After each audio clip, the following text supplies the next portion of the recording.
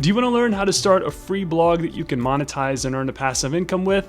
Well, stick around because in this video, I'm going to show you how to start a completely free blog using the new and improved Strikingly website builder.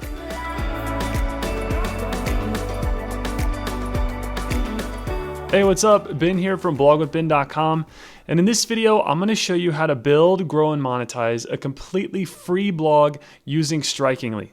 If you're on a budget but still want to create a professional blog, this video is for you because I'm going to take you step by step and show you how easy it is to create a beautiful and free blog using Strikingly's new website builder.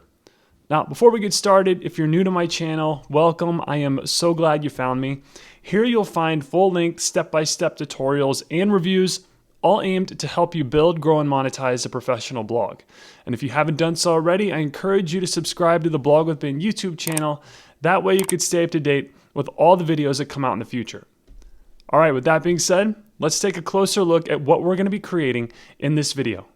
So, as I just mentioned, in this tutorial, I'm going to walk you through the process of building a professional blog using Strikingly and their amazing free website builder. This all-inclusive website builder has helped bloggers and entrepreneurs launch over 12 million websites and online stores, and I can't even begin to tell you how ridiculously easy it is to use. I come from the world of WordPress, and when I first started using Strikingly, I was blown away at how convenient and stress-free they made the build process. There's no coding or a huge technical learning curve to overcome. If you can write an email, you can build a blog with Strikingly. It's really that simple. And speaking of blogs, we're going to be creating this blog that you're looking at right now. This is a fully functional website with blogging capabilities and comes standard with some pretty amazing features out of the box. For starters, the homepage allows you to present your content with a minimalist yet attractive feel. Additionally, everything you've seen so far can be easily customized, doesn't require any coding, and can be built to match your desired brand. I should also point out that Strikingly has hundreds of templates to choose from that give you the freedom to create as many free sites as you want. You heard that right, unlimited free sites. You could start a food blog, a personal finance blog, a health and fitness blog, a lifestyle blog. The possibilities are endless. And Strikingly is always adding new templates to their library, so you'll never run out of new ideas. And one final note, people nowadays are spending an increased amount of time on their mobile devices, which means they'll expect your site to be responsive. And having a responsive design not only helps you meet and exceed these expectations, but it's also a ranking signal put in place by Google. So if you want to be found on the search engines, your blog needs to be responsive. And as you can see, the free Strikingly web builder and their templates are 100% responsive, and they look absolutely beautiful. The user experience on the desktop is mimicked on any mobile device or tablet, and the responsiveness of their templates ensure that you're meeting the mobile requirements of Google's search algorithm. And I could literally go on and on about all of the amazing features that Strikingly offers, and we'll definitely cover them throughout the rest of the tutorial, but just know that Strikingly is known for two things: being ridiculously easy to use and having the best customer support. So, with that being said, let's get started.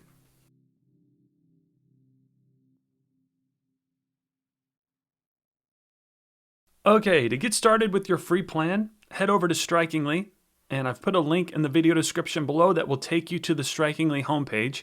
And in order to access that link, simply open the video description by clicking Show More at the bottom of the video. And my Strikingly affiliate link will be the first one listed there. Now, yes, this is an affiliate link, but I'll only earn a commission if you decide to make a purchase and upgrade from the free plan. However, if you use the free plan, I don't earn a commission, and your site is still 100% free forever. And that will bring you to the Strikingly sign-up page. And as you can see, all you need is an email address to get started. As I mentioned in the intro, everything we're going to do in this tutorial will be 100% free. But before we get started, let me show you exactly what your free account will include. Now, Strikingly does offer paid plans that you can upgrade to anytime. However, the free plan that we're going to be using in this video will cost you $0 forever. It also lets you create unlimited free sites with free SSL certificates, ensuring that your sites are safe and secure and protecting your visitors' data. You'll get a free strikingly.com domain, and we'll go over what that is exactly in a few minutes. You'll have 5 gigabytes of monthly bandwidth and 500 megabytes of total storage per site. That's pretty good if you're just starting out. You'll also be able to create and add up to 5 additional pages. You can also sell one product on your site if you have anything to sell. You can invite collaborators if you have additional people working or helping you build your site. And then you'll have 24/7 technical support from Strikingly's knowledgeable customer success team. I also want to add that since we're making a blog in this video, your free plan allows you to publish unlimited blog posts with the 60,000 character limit per post. This isn't listed here, but this is an amazing benefit because you're not capped at how many posts you can create. You don't typically see that with these types of free plans, so I just wanted to point that out. Additionally, Strikingly also offers email marketing services with every free plan. So in addition to building your blog, you'll also learn how to grow your email list and add opt-in forms on your site as well. This was another feature that blew me away because you typically have to pay for email marketing tools and services. So the fact that you can get started with email marketing for free is a huge bonus. Now, you can upgrade your plan if you'd like, and I promise that this is the only time you'll hear me talk about price, but Strikingly does offer paid plans if you find that you'd like to upgrade from your free plan, which you can do so at any time. You can also downgrade to the free plan at any time as well. Just keep that in mind if you decide to upgrade. And taking a closer look at the plans, they have limited, Pro, and VIP plans that give you access to more features. I should point out that these plans are billed annually, meaning you'd pay for the entire year up front, but Strikingly also offers a month-by-month plan. This does increase the monthly price a little bit, but you aren't locked in for a full year. You're essentially paying as you go. And finally, all paid plans come with the risk-free 14-day free trial. So you can test out the paid plans for 2 weeks before paying to see if it's a good fit for you and your blog. And if you find that you'd like to upgrade, I would greatly appreciate it if you would use my affiliate link located in the video description below, which is blogwithben.com/strikingly. If you decide to make a purchase, I'll earn a commission, but you're helping me keep my blog up and running, and you're helping me provide for my family. So either way, thank you so much for all your support. Okay, with that being said, let's get started and create your free blog.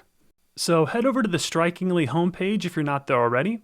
And once you do so, to get started with your free site, simply enter your name, email address, and create a password. So let me fill out this really quick and create my account. And like I said, I'm going to be starting from scratch so that we could go step by step on how to create this free blog. All right, and then once everything's filled out, go ahead and click the green Get Started button. And this will take you to the templates. This is where you'll select the face, so to speak, of your site. And all of these come ready-made for you to start creating. And as you'll see in a few moments, you can literally edit anything within the template right there on the spot. It's like a real-time editor, and there is absolutely no coding or design experience needed. And feel free to browse and preview the templates to see what works best for you and the vision you have for your blog. I should also point out that you aren't locked into a template after you choose it. You can easily swap templates within the website editor, which you'll see in a few moments. Either way, Strikingly keeps the site building process stress-free and super easy to use. Okay, so for this video, we're going to be using the Andrea template. And if you hover your mouse over any of the templates, you'll have the ability to view an example of the template and essentially preview it before using it to see how the template behaves in real time. And clicking on the View Example button will open a little demo, letting you see how the Andrea template looks and feels. Now keep in mind that we're going to be creating a personal blog in this video, and we'll be changing this template quite a bit. So think of this Andrea template as a foundation. But one of the main reasons why I love Strikingly is how easy they make editing these templates. So with that being said, let's get started. So go ahead and click the Start Editing button in the upper right corner of the screen. And this will bring you to the all-new Strikingly editor. Now, they offer a super quick tour to show you around, but you can skip that because I'm going to show you around right now. You can always revisit this tour by clicking the Take Tour button in the bottom left corner of the editor, and this will launch the Strikingly tour all over again. But like I said, I'm going to show you around right now. So you can close this by clicking the No Thanks button. All right, so the Strikingly editor can be broken down into two sections. On the left, you have this toolbar that allows you to edit and navigate to different sections of your site. Then on the right is your template, where you can make content and design edits in real time. And trust me, this is very easy to use once you get familiar with where everything is and how to use it. So with that being said, let's take a closer look at your toolbar. First, we have your customization features where you can edit the styles, add an online store, configure your email marketing, set up your domain name, and so much more. These 4 sections are very useful and we'll be using them quite a bit throughout the tutorial. Next are the site sections. And as you'll see in a few moments, your site is broken up into different sections. You can add, delete, rearrange, and jump to your sections, all from right here in the toolbar. Then below your section list is where you can add new sections. This gives you the ability to add a blog, picture gallery, contact forms, new pages, and much, much more. And we'll definitely be using this a little later on in the video. Next, in the bottom left corner, you have your preview and publishing options. This is where you can preview your work and see how the changes you make will look whenever you publish them. Publishing is essentially making your site live for the world to see. Remember, any changes that you make right now won't be visible to the outside world until you click the publish button. Then if you ever get stuck or have a question while you're building your site, just click this question mark icon in the bottom right corner of the screen. This lets you search Strikingly's knowledge base and contact their support team. I've used this quite a few times when I was just starting out, and trust me, they are super helpful. Finally, if you ever need to leave the editor, simply click the exit button located in the bottom left corner of your toolbar. And this will take you to the site dashboard. This is where you can create a new site, and it's also where all of your sites will be stored. This is what you'll see every time you log into your Strikingly account from now on, and to get back to the editor, simply click the edit button next to the site that you want to edit. Alright, now that you know your way around the editor, let me show you how to edit your content.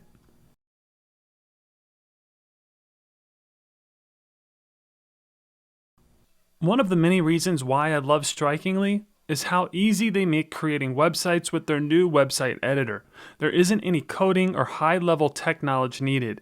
They've made the design and content creation process super intuitive and easy to implement with this new website editor. So before we start editing and designing your site, let me show you some best practices on how to use the new web editor. Okay, so as we went over in the editor walkthrough, all of these templates are broken down into sections, and each section is displayed and accessible within the toolbar on the left-hand side of the screen and your primary navigation menu at the top of the screen.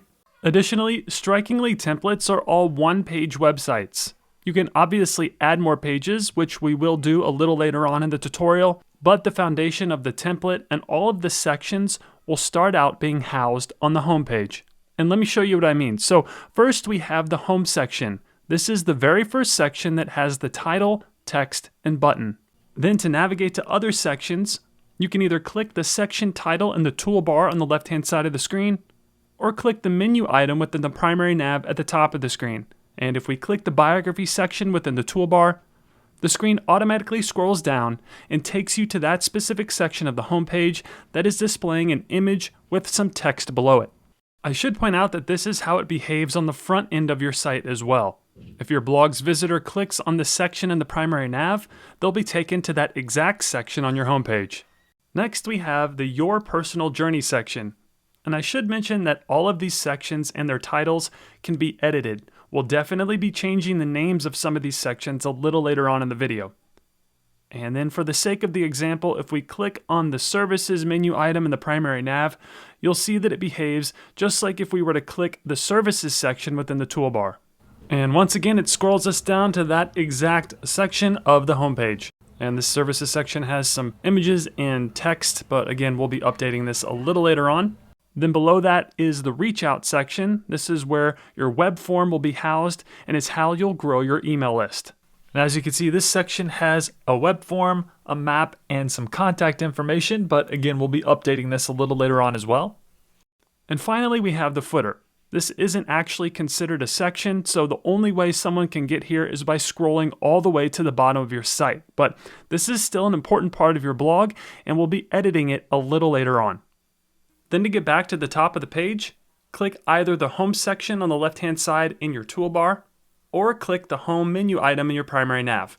Both will take you to the top of the home page, which is the Home section. Next, let's go over how to edit the content within each section. Now, we're not going to actually edit the content just yet. I want to give you a solid understanding of how the editor works before you start making changes. Okay, so if you look towards the upper right corner of each section, you'll see two buttons labeled Layout and Background. Each button allows you to edit specific parts of each section and is how you can make some drastic design changes to your site with just a few clicks of the mouse.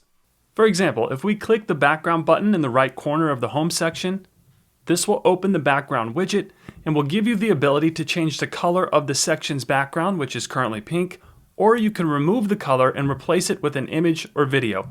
Strikingly gives you a ton of royalty-free images and videos to use, or you can even upload your own, all from this little tool. And we'll be doing that in a few moments, but next let's move on to the Layout button. And clicking this button gives you the ability to quickly change the layout of the content within the section. Now, as you can see, this particular section has two layout options that just swap the text and heading. Then if you click the gear icon next to the Layout button, you can actually see how many layouts are available, and you can change them here as well. Then I should also point out that your changes are auto-saved, but I highly recommend clicking the Save button here if you do make any layout or background changes. And speaking of making changes, let me show you how to edit the text within a section. If you can edit an email, Word doc, or Google Doc, then you'll have no trouble editing content within Strikingly's web editor. So each block of text that you see within the template can be edited in real time. Simply place your cursor within the section of text that you want to edit, and it will highlight it and even open an editing toolbar, giving you more editing options for this specific block of text, which is our heading. Then to change it, just simply start typing. Super easy. Same thing goes for the text below the heading. Just place your cursor within that block of text and start typing. You can also change the style of font and color of this text, but we'll go over that in a few minutes. Another thing I love about this editor is that you can easily revert your changes if you make a mistake, which, trust me, I have done a ton of times. So check this out. If you look in the upper left corner of your toolbar, you'll see a little undo button with an arrow icon. Simply click that, and the changes will be reverted back to their original state. This is a huge benefit if you make a mistake or click on something by accident that changes the layout and you don't know what you did. Just click the undo button and everything goes back to normal. I love it. Then I know we covered saving your changes a few moments ago, but your changes are also auto-saved, which I think is very helpful, and it's noted here within your toolbar. You can also manually save your changes here as well by clicking the Save Now link. Next, to edit any of the buttons in a section, simply click on them, and this will open the button editing widget. Here you can change the content of the button that consists of the text and the link that it points to. Then you can also edit the design of the button by clicking Design within the widget, and this will give you the ability to edit the size, style, alignment, and color of each button. Pretty cool. You can also remove the button altogether if you'd like to by clicking the Remove button, but we're definitely going to be using this button, so I'm keeping it in place. And then we'll actually edit the button a little later on, so I'm going to exit out of this widget by clicking Cancel. Then moving on to the next section, you'll see that the editing features are pretty similar. You have the layout and background editing buttons, along with the Add Title and Add Items button above and below the content. And this gives you the ability to add titles and additional content to the section if you'd like. And then speaking of the content, this section gives you an image with a heading and some text below it. Again, all of this content is customizable within the template. For example, if you click on the image,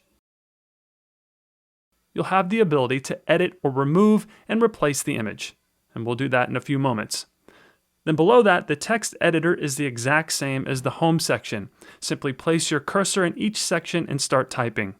And as you can see, each block of text can be edited right here in real time within the web editor.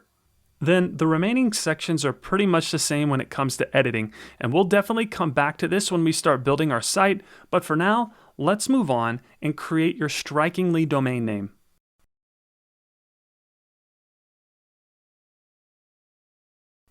In this part of the tutorial, we're going to create your domain name. This will be the URL that you'll share with the world, and it's how people will visit and access your blog. So to set your domain, you'll want to open the settings located in the upper left corner of your toolbar. And this will bring you to your site's backend settings.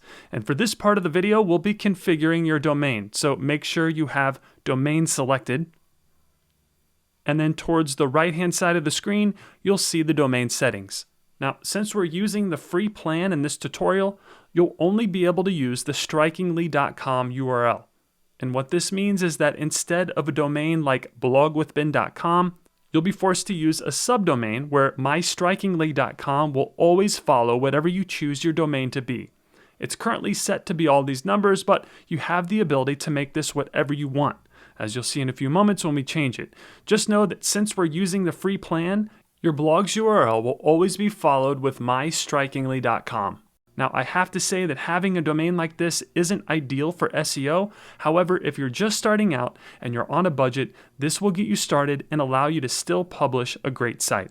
But if you do want to register a new domain that doesn't use strikingly.com in it, then you can do so by upgrading your account. Again, I would really appreciate it if you would use my affiliate link, which is blogwithben.com/strikingly, when purchasing one of the paid plans and upgrading to a regular domain. And you can access that link in the video description below. But for this video, we're doing everything for free, so we'll be using the mystrikingly.com subdomain. Okay, so for this example, we're creating a wine blog in this video, and I'm going to call it Sandra's Wine Cellar. So for the domain name, it'll be sandraswinecellar.mystrikingly.com. So underneath the strikingly.com URL section, replace the default domain, which is all of these numbers, with what you want your domain to be.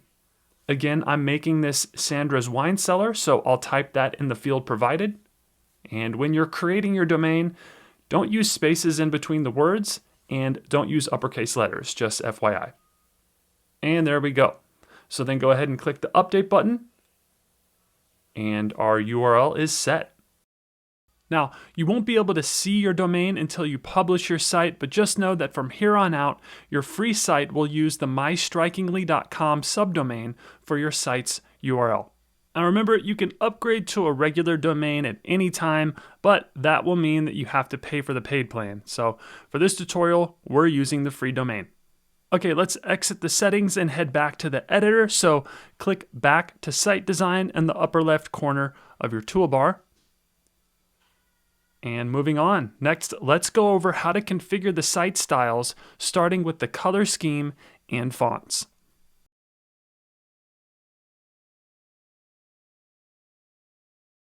So another really cool feature of this new Strikingly website editor is that you can quickly and easily change the entire color scheme of your site within the toolbar. Simply open the Styles section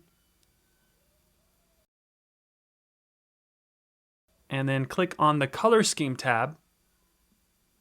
Then once opened, you can change the primary colors used with this color picker tool.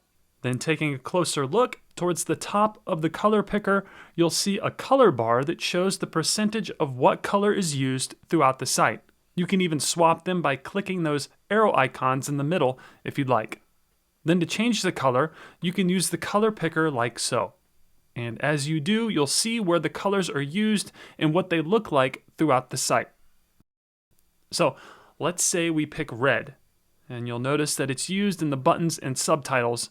But it's always a good idea to skim through the template to see where the colors are used before landing on what color scheme you want to move forward with.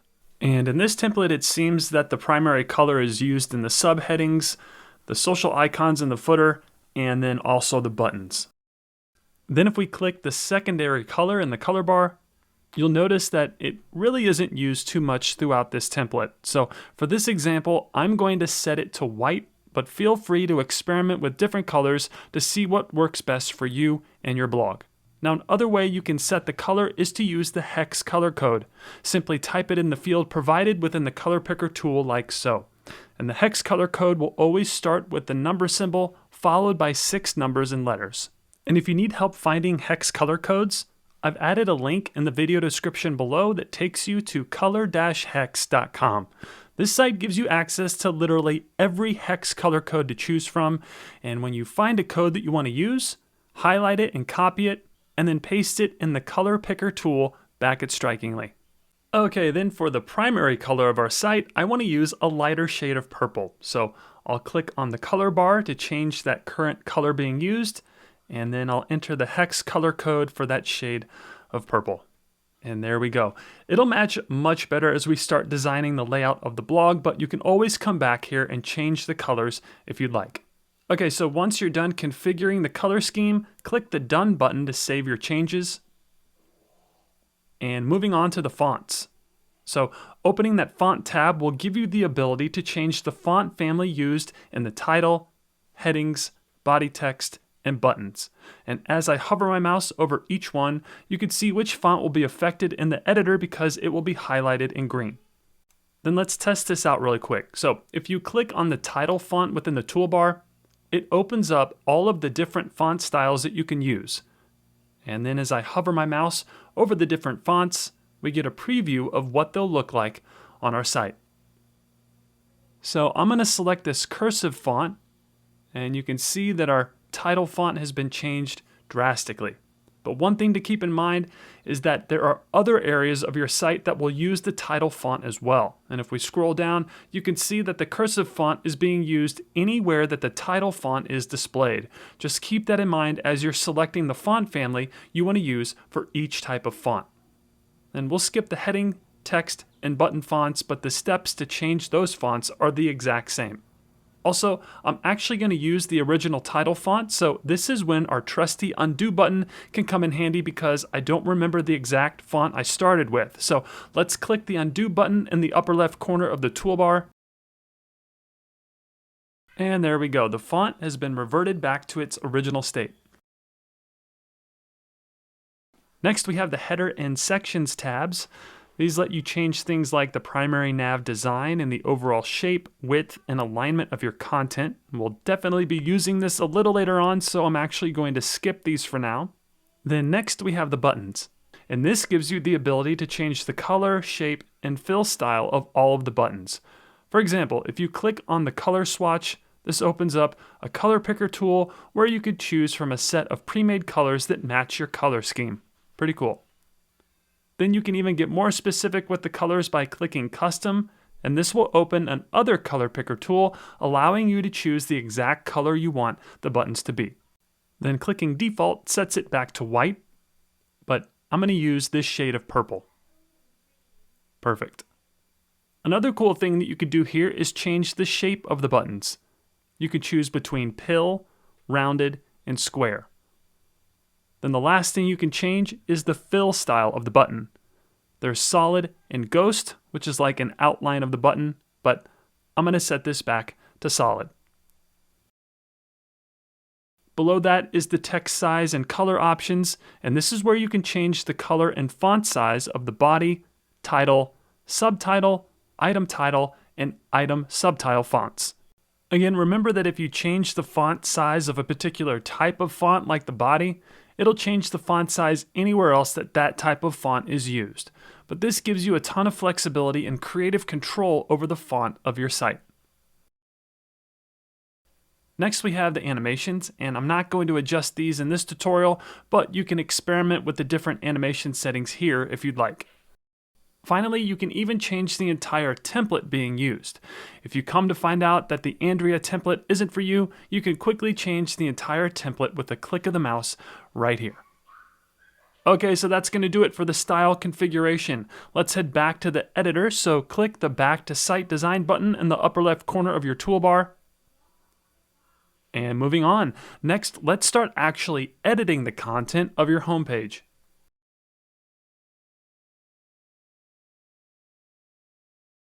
All right, now the fun begins. This is when you actually get to start designing your site and editing content on the homepage. Now that you have a solid understanding of Strikingly's new website editor, let's put your new skills into action and start designing your site. So the way I like to work is from top to bottom.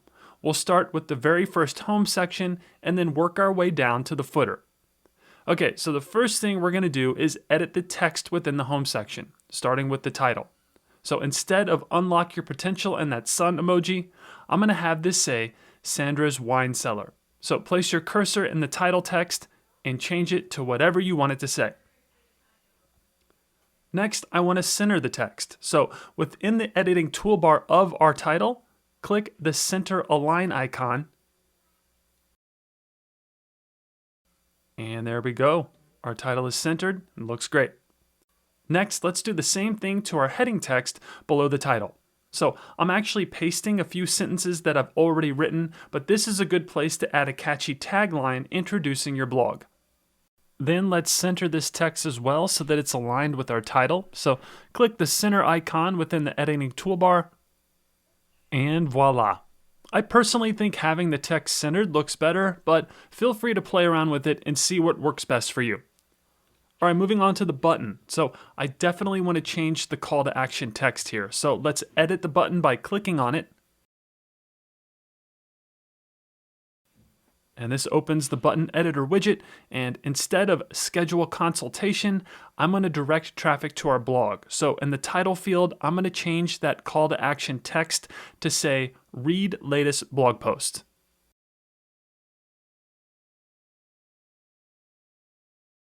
And then we'll update the link URL that's attached to this button a little later on, so you can leave that alone for now. But we definitely don't want this to open in a new window since it will be taking people to our blog. So uncheck that box next to where it says Open in New Tab. And then click the Save button.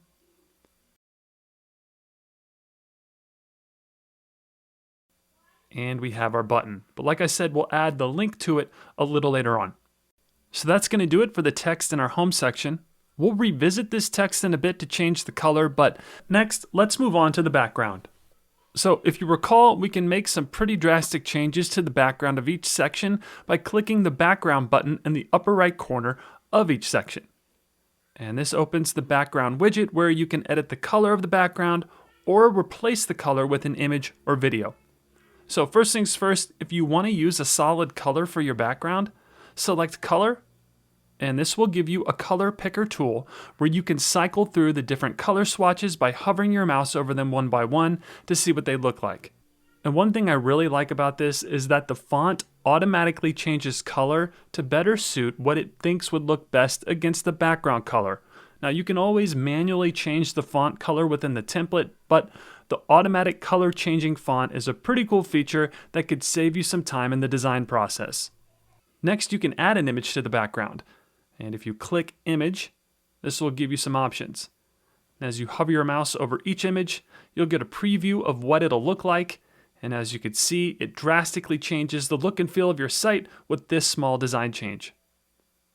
And if you click the More button, you'll be presented with a massive library of royalty-free images that you can browse through and use. On the left, they have the images broken down into categories, helping you easily find images that are in line with your niche.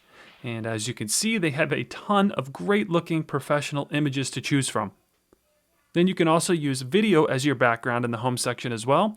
Clicking on video will open their video library. And again, these are all royalty-free videos that you can use as your background in the home section. And for this example, I'm going to use a grapevine video since this will be a wine blog. So I'm going to select food, and then you'll see all of the food related videos. And then once you find one that you want to use, simply click on it and it'll be added to the background. Awesome. All right, let's go ahead and save this. So click the Save button in the background widget. And remember, your changes are also being auto-saved, but it's always a good idea to save as you go. I should also point out that these changes we're making aren't live yet, meaning they haven't been published on the internet for the world to see. So yes, our changes are being saved in the back end of our site, but they won't be live until you push the Publish button. Think of this as the launch button. So keep that in mind as you're making changes to your site.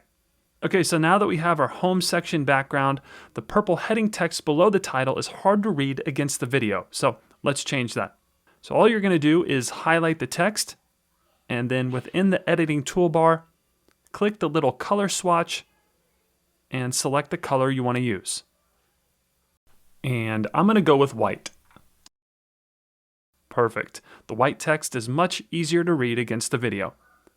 All right, so that's going to do it for the home section for now. We'll come back to the button and add a link to it once we've created our blog. So right now, let's move on to the next section, which is the biography section. So go ahead and click biography either in the toolbar on the left-hand side of the screen or in your primary nav at the top of the screen. Clicking either one of those will take you to the biography section of your homepage.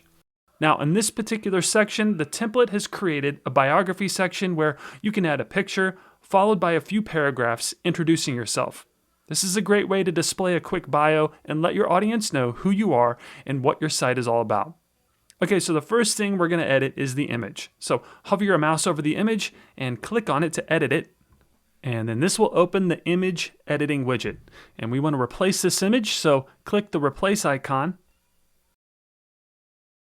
And this will take you to the media library where you have a few options. You can upload an image from your computer. You can use a previously uploaded image. You can use an image from the Strikingly library, or you can link to an image. However, for this example, I'm going to upload my own image. So I'll click the Browse Your Computer button, and then I'll find the image I want to use that's saved on my computer. And then if you recall, I'm creating a fictitious wine blog for an influencer named Sandra. So I'll use a stock photo of a girl holding a wine glass, but you'll want to either use an image of yourself or something related to you and your blog's content. Then before we move on to the text, I want to bring up an important aspect of your images called the alt text. And if you're unfamiliar with alt text, it's essentially text that is used to tell the search engines what an image is since they can't actually see the image. So the alt text tells Google and other search engine bots crawling your site what the image is. And updating your alt text for your images is a best practice and will help improve your SEO, which stands for Search Engine Optimization. And if you're new to SEO, we'll cover it in greater detail a little later on, but optimizing your site for SEO will help you rank higher in the search results and help more people find your blog. Okay, so to update the alt text, you'll want to edit the image again, so go ahead and click on it. And then within the image editing widget, you'll see that we have a few options to where you can link to the image and also add the alt text. So to update the alt text, click on the Add Alt Text button. And then in the field provided, add a brief description of what is in the image. And I recommend trying to use keywords that are related to your blog, but be descriptive again and tell the search engine bots what is in the image. So for this image, I'm going to have the alt text say, Sandra drinking wine from a glass. And then go ahead and click the Save button. And our image has now been optimized for the search engines and the alt text has been updated. Nice work. Then below the image, we have a heading followed by a few paragraphs of text. So for the heading, I'm going to change this to say Sandra's story. So let's update the text really quick. Next, we have the intro text. This is a great opportunity to create a great first impression and let your audience know what you're all about. Currently, the template has some dummy text here as a placeholder, but you can easily update the text just like we previously did in the other sections. Now, for the sake of time, I'm leaving the dummy text in place, but again, this is where you would want to type out your intro. Also, remember you can change the layout and background of this section as well. I'm keeping the white background color in place, but if you click the layout button, you can view the different layouts that this section has to offer. This is a great opportunity to play around with the design of the section to see if you want to use a different layout. Pretty cool stuff. Now I'm going to keep the original layout in place. So there we go. And then the final thing I'm going to show you in this section is how to change the title of each section. So by default, all of these sections come pre-titled and the titles are also used in the primary nav. However, you can easily edit the titles and even remove them from the nav if you'd like by clicking on the little gear icon next to each section within your toolbar on the left-hand side of the screen. And then doing so will bring up the section title options where you can choose to show it in the nav, rename it, or even duplicate it. And then unchecking the Show in Nav box will obviously remove the title from the nav, but I want to keep it in place, so I'll recheck that box. Then if you click Rename, you can change the title altogether. So in the field provided, type your new section title. So instead of biography, I'm going to title this About. And as I do that, you can see the title being updated and the navigation menu as well in real time. Super cool. All right, then click the green check mark to save the new title. And we're good to go. Looks great. All right, moving on to the next section, the Your Personal Journey section. So I'll click the menu item in the primary nav this time just to show you how it behaves. And there we go. And this particular section is using a grid layout with an image on the left and some text with the pink background color on the right. However, you can explore different layout options by clicking the gear icon within the grid layout button in the upper right corner of this section. And then they have this little grid widget that when clicked will add more sections to the grid. Just another way to get creative with these different layouts. However, I like the original layout, so let's undo these changes by clicking the undo button in the upper left corner of the toolbar.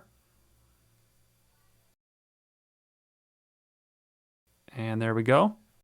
Then they also have magazine layouts, giving you even more options when it comes to the design of this section. And clicking on each magazine layout will show you what that looks like. Pretty cool stuff. But like I said, I like the 2-image grid, so I'll reselect the grid layout and click on the 2 squares. Then for some reason it resets them to be super thin, but remember you can always use the undo button, so I'm going to go ahead and click it a few times until we get back to the original layout. And I absolutely love this feature. The undo feature has saved me multiple times. Okay, so since I messed around with this, let me save it really quick. And then next, let's edit the text of the section. So just like our 2 previous sections, to edit the text, simply place your cursor on the text that you want to change and start typing. So instead of create the life you love, I'm going to have this say my mission. Then below that is some placeholder text, but again, this is where you could write out your mission statement or something along those lines. Again, you don't have to build your site exactly like I do, but feel free to get creative when it comes to what you want these sections to say. Next, I want to change the background color. And this one's a little different in that the pink background color on the right is actually an image.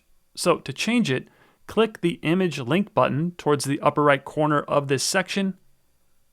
And then this is where you can change the image. So first things first, let's remove the pink image. So click the remove button. Then what I recommend doing next is using the free design website canva.com. And I'll put that link in the video description below, but this is a free graphic design website that allows you to quickly and easily create images that you can use on your site. For example, since this section requires a solid color image in order to change the background color, I've then created an image in Canva and added the same solid color of purple that we used whenever we created the color scheme for our site a little earlier in the video. And you can easily play around with different colors by clicking on that color swatch. But again, since Strikingly uses a solid colored image for the background in this section, I found that using Canva was a quick and easy way to edit the background so that it matched the color scheme of our blog. So I'll reset it back to purple, and then you'll want to download this image to your computer. And then back at Strikingly, within the image widget, click the Upload Image button, and then browse your computer and find that image that we just created in Canva. And there we go. Then click the Save button. And then the black text is really hard to read against the purple, so I'm going to change it to white. So highlight the text within the template and use the editing toolbar to change the color. So just click on that color swatch and choose the color you want to use. And again, I'm going to go with white for this text color. It seems to stand out best against this purple. And I'll do that for the rest of the text as well. Perfect, much better. All right, next, let's update the image on the left so it's more in line with the content of our blog. So the steps to change this image are the exact same. Hover your mouse over the image and click the Image and Link button. Then remove the image. And once again, I'm uploading an image from my computer, so click the Upload button.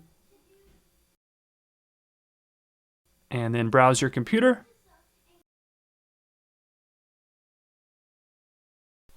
And then find the image that you want to use.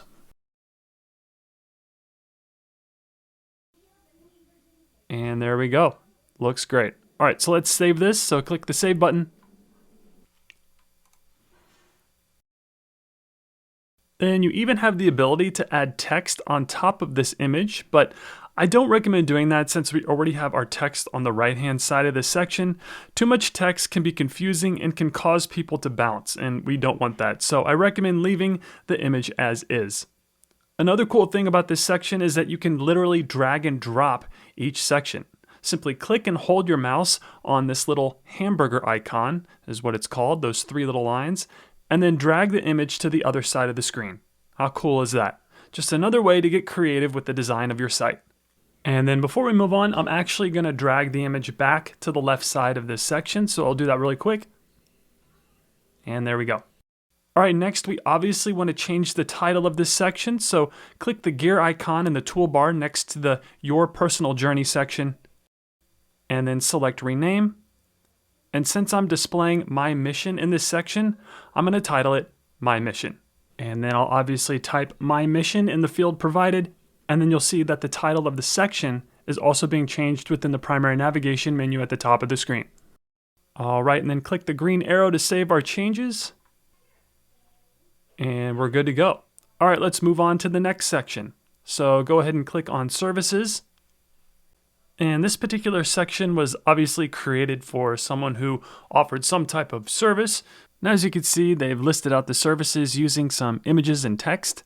However, for this blog, we aren't going to be offering any services, so we'll want to change that. And this is one of the many reasons why I love Strikingly's new web editor. If you don't like a particular section of the template, you can easily remove it and change it altogether. And what I'm going to do for this particular tutorial is I'm going to remove the services section completely and replace it with a blog feed.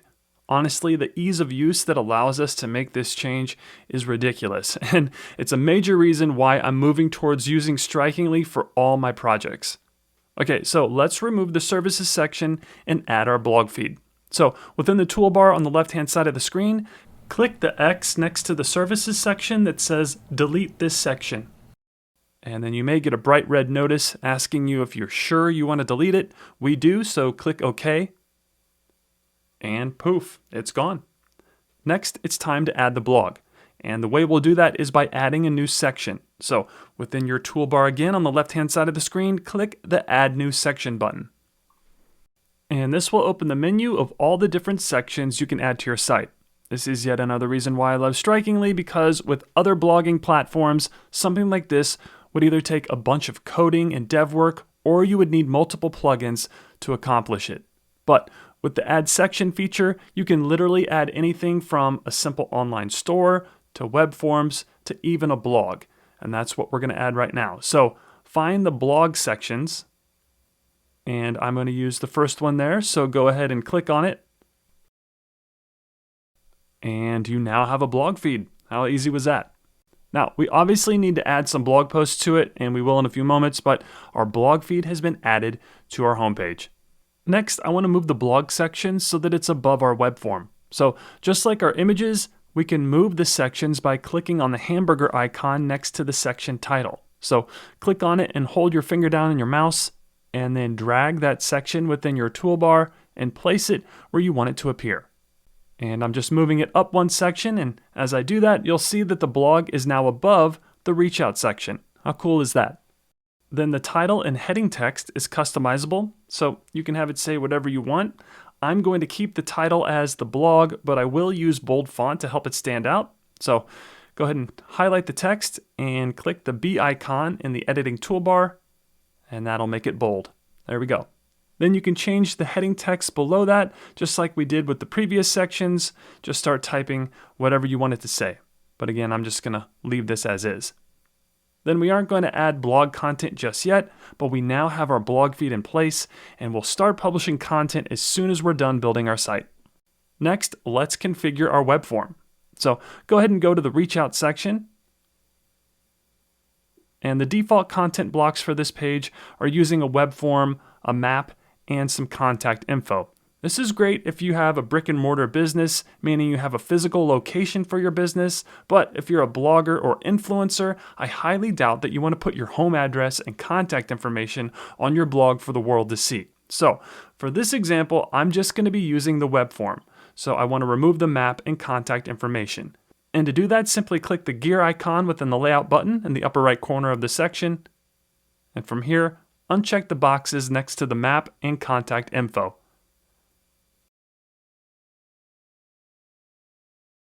And voila, your privacy is safe. Then let's save this, so click the Save button. And then we definitely want to center the text so that it's aligned with the web form. So place your mouse on the text to open the editing toolbar. And just like the home section, click the Align Center icon, and this will center the text. Then go ahead and do the same thing for the heading text. So we'll click on the text to open the editing toolbar, and then find the Align Center icon. And much better. Looks great. Now, this particular web form is going to be a place where people can sign up for a newsletter. And the amazing thing about Strikingly is that this free plan comes with some email marketing features. I honestly don't know of any other blogging software or web builders that do this, so when I saw this, I was blown away. And we'll definitely dive into the email marketing features a little later on, but for now, let's change the title so that it communicates why people should fill out this form. And for this example, I'm creating a wine blog, so I'll title this Wine Club Newsletter. Then below that, I'll have it say, subscribe for updates, deals, and VIP wine club memberships. Again, I'll show you how to set up a newsletter a little later on in the video, but the idea here is that people will fill out this form, and then their information will be stored in the audience section of your Strikingly account, which again, we'll cover in a few moments. Then from there, you can market to everyone that has filled out the form and given you their email address. The goal here is to grow your email list so that you can expand your blog's reach and have a larger audience to build a relationship with, but also market to and potentially monetize that email list as well. But again, we'll cover all of that in the email marketing section of the tutorial. Next, I want to add a background image to this section. And this time, I'm going to walk you through how I create images for my Strikingly sites. So you guessed it, I use canva.com. And Strikingly actually recommends that you use images that are 1600 by 900 pixels, which you can create custom image sizes in Canva. So that's pretty handy. And that's what we're using right now. Then from here, click on Photos, and this will give you access to Canva's media library. They literally have thousands of free stock photos that you can choose from, and I'm going to use this photo of some wine corks. Seems appropriate for the niche of a wine blog. Then check this out. I want the image to have a green overlay. So if you open the Elements section and add a graphic of a solid colored square, and then move it and resize it so that it covers the entire image. And then if you click on the color swatch and choose the color you want to use, and then in the upper right, there is a transparency feature where sliding the little lever lets you set the level of transparency, allowing you to see through the green square graphic and creating a green overlay on our cork photo. Pretty cool. I know there might have been a lot to follow there, but trust me, when you start using it, it gets super easy. All right, then you'll want to download this image to your computer and then back it Strikingly. To use that image as your background, click the background button in the upper right corner of the section. And from here, I'm going to upload an image this time from my computer. So click Image, and then click Upload. And then browse my computer. And find the image you want to use.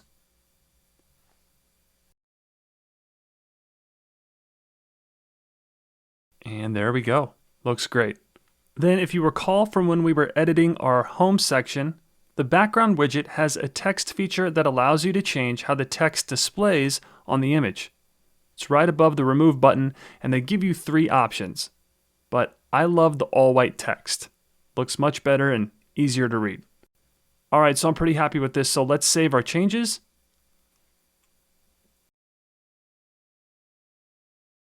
And perfect, our wine club newsletter form is ready to go. Like I said, we'll set up the email marketing funnel a little later on. So for now, let's move on to the footer. So the last section of your homepage, the footer, isn't technically a section, meaning you can't move it or remove it, but you can configure the layout of it. By default, the template's footer has a few text sections with some social media icons and then some copyright text at the bottom. However, just like our other sections, the footer has a layout and color swatch in the upper right corner, allowing you to change the layout and color of the footer. I'm keeping the color as is, but if you click the layout button, you'll get to see the other layout options that they have for the footer. So there's a layout that allows you to add an image or logo. Next, it removes the text boxes and centers the social icons and copyright text. And finally, it spreads out the social icons and copyright text. I actually prefer them centered, so I'm going to select that layout for the footer. Looks good. And then next, I recommend updating the footer copyright text. And you can edit it just like all of the other text sections on the homepage. So I'm going to change this to 2022, which is the current year. And then add the title of the blog, which is Sandra's Wine Cellar. And then you can remove the rest of the text, but I'm just going to leave it for now. Next are the social icons, and these are to help drive traffic to your social networks. So to edit them or to add more icons, click on them, and this will open the social icon widget where you can configure the URLs they point to and add more if you'd like. So as a placeholder, they're using the Facebook and Twitter strikingly URLs, but you'll obviously want to change these to your social networks. So you can either click the trash can icon to remove them or click the pencil icon to edit the URL. And for this example, I'm just adding the blog with Ben Facebook and Twitter URLs, but again, this is where you'd add your blog's social profile URLs. Then if you have additional social networks, click Add New, and simply enter the URL. So I'm going to add Instagram, and then once again I'm using my blog with Ben Instagram URL for this example. And then I recommend keeping this box checked. This ensures that the social icons display in the primary nav at the top of the screen when we enable that in a few moments. Then click the Save button, and you should see that the newly added Instagram URL is now displaying as an Instagram icon in the footer. And with that, your footer is complete. Nice work. All right, let's check out our work so far. And scrolling over the homepage, so far so good. The site's really starting to come together. The different sections of content and overall design looks really professional. Love it. Okay, moving on. Next, let's configure the primary navigation menu.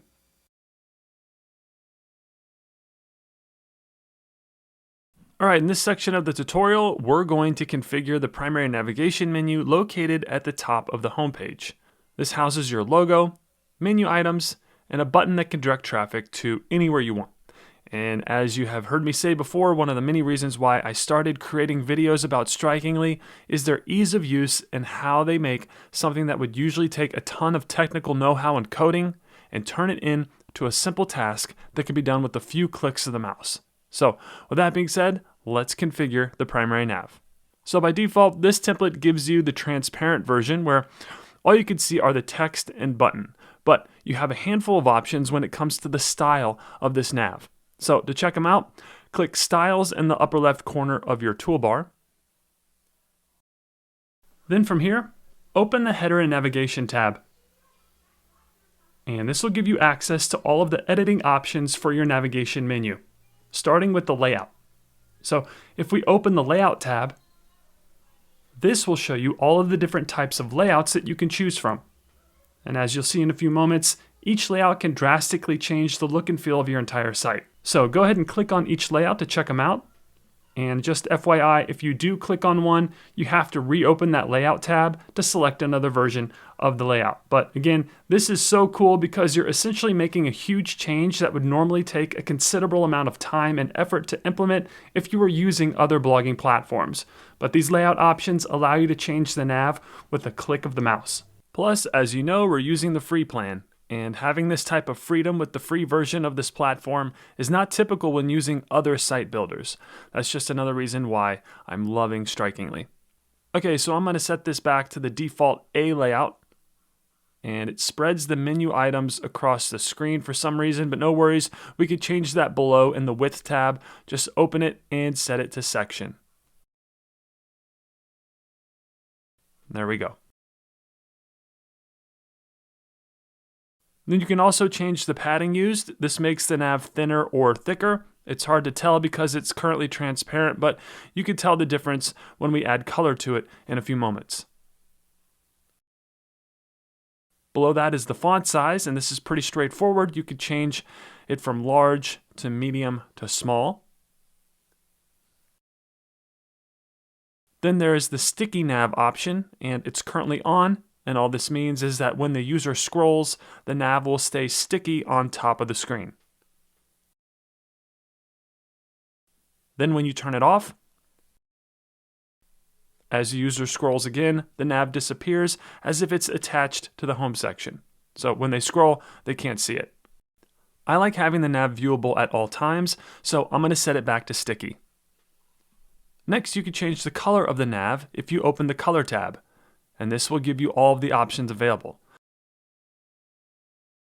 By default, it's set to transparent, but you could change it to white minimal, light minimal, accent dark, accent light, black minimal, and custom. And me personally, I like the white version, so I'll go back and select white minimal. There we go. Next are the social icons, and turning this on will display the same social icons that we just configured in the footer. It's yet another way to drive traffic to your social networks and grow your audience. Pretty cool feature. Okay, moving on to the button.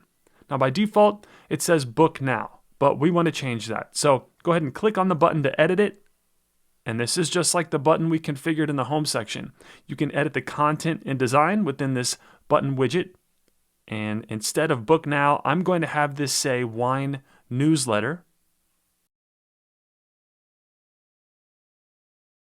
There we go.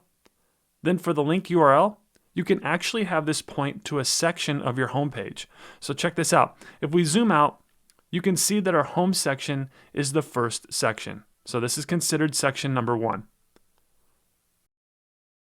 Then the About section is section number 2. Then the Mission and Blog are sections 3 and 4, all the way down to the Web Form, which is section number 5. And that's the section that we want the button to direct traffic to. So back at the button widget, in the link URL field, change Web to Section, and then have it point to number 5. Perfect. Then click the Save button.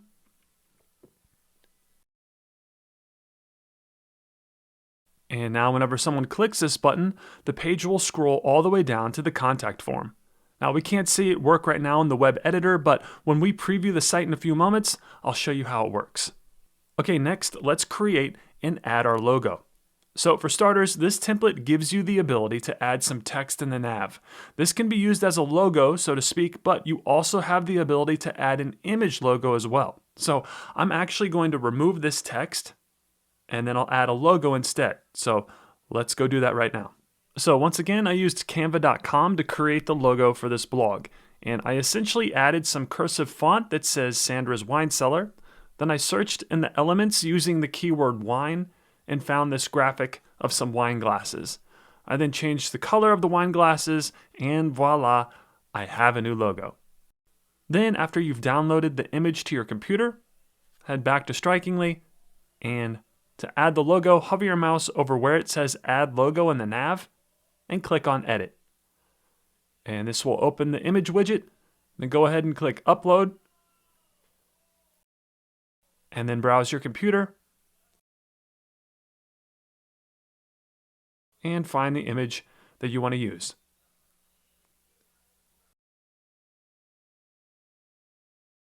And check that out. We now have a professional looking logo for our blog. Looks a lot better than the plain text in my opinion.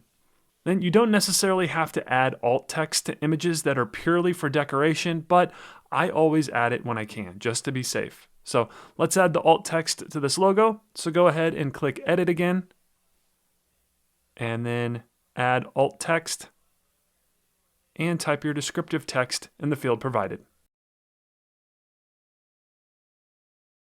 Then go ahead and click the Save button.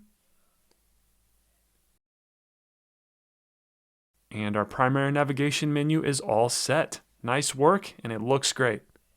Okay, moving on. Next, let's set up your email marketing funnel and create an opt-in form.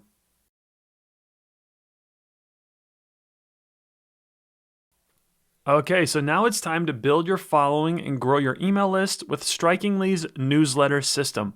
This is an amazing free service that lets you collect email addresses and send up to 100 emails per month to your audience.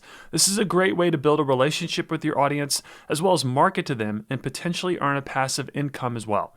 And the way we'll accomplish this is by adding and configuring an email opt-in form on your blog. And once your blog's visitors fill out that opt-in form, their information will be stored in the audience section of your Strikingly account.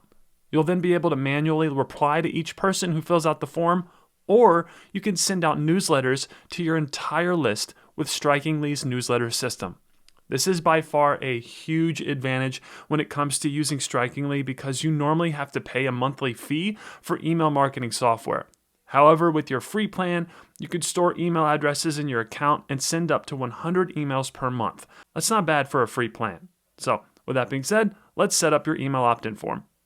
Okay, so first things first, let's go to our form. So we'll need to get back to our sections. So click the Back to Site Design button in the upper left corner of your toolbar. And then within the sections, click Reach Out, and that'll take us down to the form. Then the first thing I recommend doing is configuring the email notification settings. So within your toolbar again, click Settings.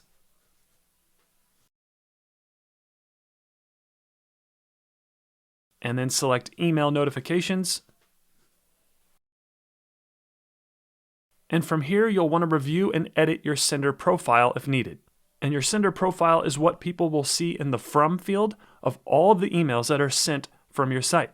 So update the From name and email to ensure that it's aligned with your site. For this example, I'm having the From name be the title of my blog, Sandra's Wine Cellar. And I don't have a demo email account set up for this demo blog, so I'm just using my Blog with Ben email address. But you'd obviously want to use your blog's email account for the From email. All right, so after you've updated the sender profile, go ahead and click the Update button to save your changes. And if you updated or changed the From email address, you'll be asked to verify that email address, just FYI. Now, Strikingly states that email addresses from free services like Gmail, Yahoo, Hotmail, etc. are more likely to be marked as spam or junk, and Strikingly recommends using a custom domain to overcome that. However, in order to use a custom domain and email address, you'd need to upgrade your account. And if you plan on upgrading, I would greatly appreciate it if you would use my affiliate link, which is blogwithben.com/strikingly, and you can access this link in the show notes below the video. But if you're using the free Strikingly plan and a free email service, try sending yourself a test email to see where it lands. I tested my Gmail address here and it actually went to my main inbox. So for one-on-one emails, you may be okay. All right, next, you'll need to add a physical address in order to comply with anti-spam regulations. A physical address is required for all email campaigns. And this is where it can get tricky because you definitely don't want to use your home address here because the address will be viewable on all of the emails that you send out to your audience. But if you live in the United States, the Postal Service offers a no-fee P.O. Box service to customers who do not receive any form or carrier delivery, meaning no large packages. Customers can apply for the no-fee P.O. Box service by completing an application and providing identification to a Postal Service employee. And you can find more information about that on the U.S. Postal Service website, which I will link to in the video description below. However, if you have the budget for a paid mailbox, that's what I recommend. I purchased a mailbox at my local UPS store, and that's what I use for all of my blogs and businesses. Again, I know we're keeping everything free here, but just letting you know that's what I use and recommend. Okay, once you have your address all squared away, click the Add a New Physical Address link and fill out the fields, and be sure to click the Save button to save your changes. Then from the drop-down, select your address and click the Update button. And now your email notifications are set and ready to go. Next, let's configure the email opt-in form. So click the Back to Site Design button in the upper left corner of your toolbar. And currently our web form is a contact form because there's a box for the user to submit a message. But I want to change this to an email opt-in form where it will only have two fields, one for the name and one for the email address. So to edit the form, simply hover your mouse over the form and click Edit. And this will open up the form editor widget where it's broken down into two sections. On the left is where you can edit the form fields, and on the right is where you can configure the form options. Okay, so the first thing I want to edit is the form name. This isn't viewable anywhere on the front end of your site, but it'll help you distinguish which form is which in the back end. So in the form name field, type what you want to name this form. And for this example, I'm going to be naming this Wine Club newsletter. Then below that is where you can configure which form fields will display. And for this example, I'm only going to have the name and email field viewable. So we'll remove the message field by unchecking that box next to where it says message, and that will remove the field altogether. You can also change the button text here if you'd like, but I'm going to keep it as submit for now. Next, moving on to the form options. This is where you can edit the message that the user will see after they submit the form. So since this form is for our Wine Club newsletter, I'm going to change this to thanks for subscribing. But again, you could change this to anything that you want. You can also add your email address here, and this is so that you can receive an email every time a visitor submits this form. It's just like another notification setting.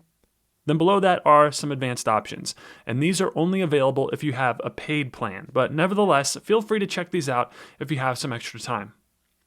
Okay, so that's going to do it for our form options, so let's go ahead and save our changes by clicking the Save button. And our newsletter opt-in form is ready to go. Now, one thing I recommend doing every time you create a form is to test that form to ensure that the form submissions are making it through your lead flow funnel. So one quick way to test this form is to fill it out in the preview environment. And this is going to give us a great opportunity to see how the preview environment behaves. So in the bottom left corner of your toolbar, you'll have the ability to preview your site before publishing your changes. So go ahead and click Preview Site, and this will open up the preview environment. You'll be able to tell that you're in the preview environment in the upper left corner of the screen. It'll say Strikingly Site Preview. Again, I always recommend previewing your work before you publish it to ensure that everything looks right and is behaving correctly. And so far, our site is really starting to come together. Then, like I said, you'll want to test your forms to ensure that the leads are making it through. So let's fill this form out really quick. And submit the info. And look at that, we get our confirmation message. Then back at the editor, you can monitor all of your form submissions within the audience section of your Strikingly account. So in the upper left corner of your toolbar, click on Audience. And this will take you to your audience list where all of your form submissions will be stored. And as you can see, our test form submission has made it through, and we are building our email list. Additionally, if you configured your form to send a notification to your email address every time someone submits their information, you'll see that Strikingly will email you and notify you that someone has filled out your form. This can come in handy if you're trying to drum up business and generate leads. Being quickly notified when someone fills out your form gives you the opportunity to strike when the iron is hot. Next, as I mentioned earlier, your free Strikingly plan comes with the newsletter system. This allows you to send up 100 emails per month, and you can reply manually one by one to each submission by clicking the reply button next to the submission within the audience list. Or you can send a newsletter to the entire list all at once. And the way to do that is in the upper right corner, click on the More Options dropdown, and then select Send a Newsletter. And this will open the Strikingly Email Template Builder. When I first saw this, I was honestly blown away because typically something like this you have to pay for. Like if you subscribe to a professional email marketing service, something like this could cost you anywhere from $20 to $40 per month. But with this free Strikingly newsletter plan, you have access to their email template builder where you can build some pretty sophisticated emails that look professional, ultimately helping you build a relationship with your audience, grow your email list, and market to them, potentially earning a passive income as well. Okay, so with that being said, let's go over the template builder. So the email template builder is broken down into two sections. On the left is where you configure the name, subject, sender profile it's coming from, and the recipients that it's going to go to. Then on the right is where you can craft your email newsletter with their email template. It's pretty sophisticated for a free builder too.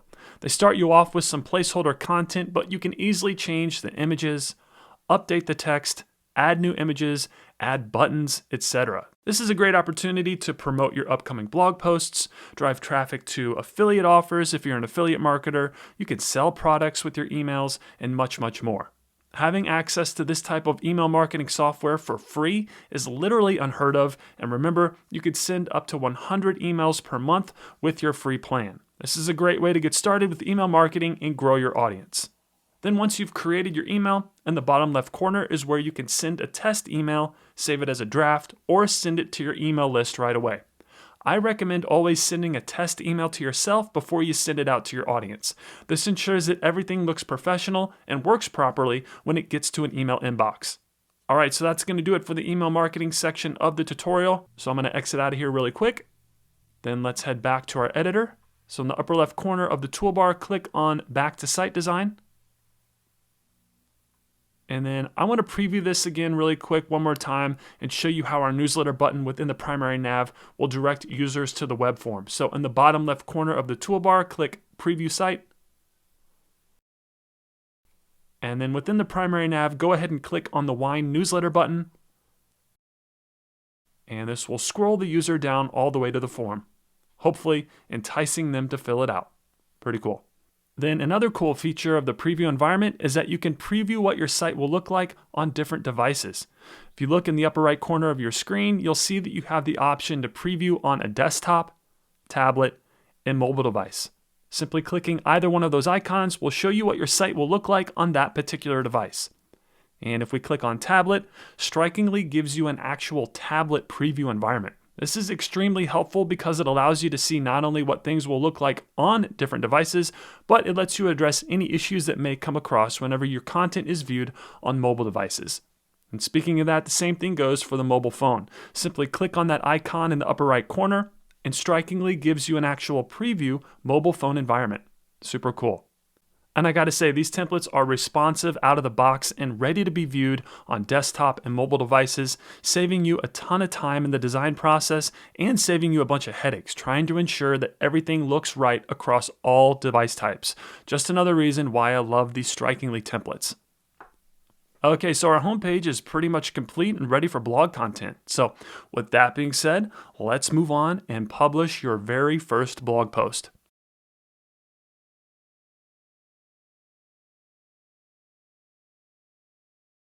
All right, now it's time to start adding actual blog post content. This is the exciting part. This is when you become an actual blogger. All of your hard work up to this point was for this moment, and the Strikingly template gives you the ability to present your content in a modern and minimalist design. If we fast forward really quick, you could see that we're going to create a blog post that uses various types of media within the post. The new Strikingly editor makes it super simple to add text, hyperlinks, images, and YouTube videos within your blog post, which all have a positive impact on user engagement and time people spend on your blog. So with that being said, let's get to it and start creating blog content.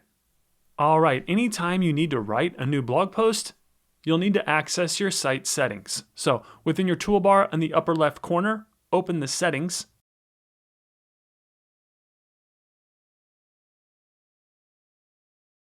And then open the blog tab.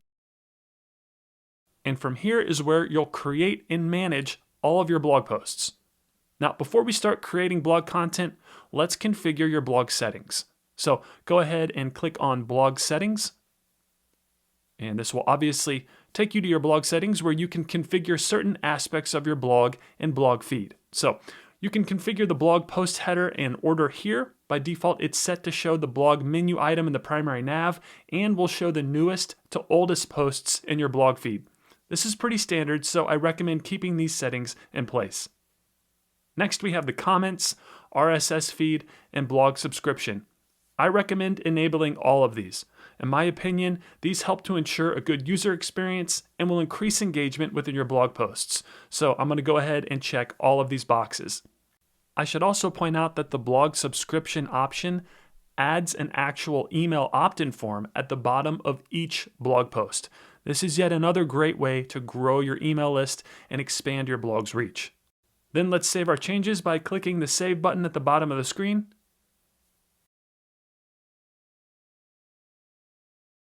And our blog settings have been configured.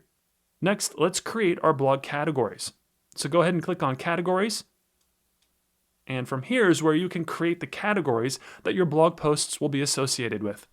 And if you're new to categories, a category is a group of related blog posts that are about similar subjects. And when you create a blog post, Strikingly lets you add it to a particular category. For example, in this tutorial, I'm going to create a category called Wine Reviews. Then when I write blog posts about different wines, I'll add them to the Wine Reviews category.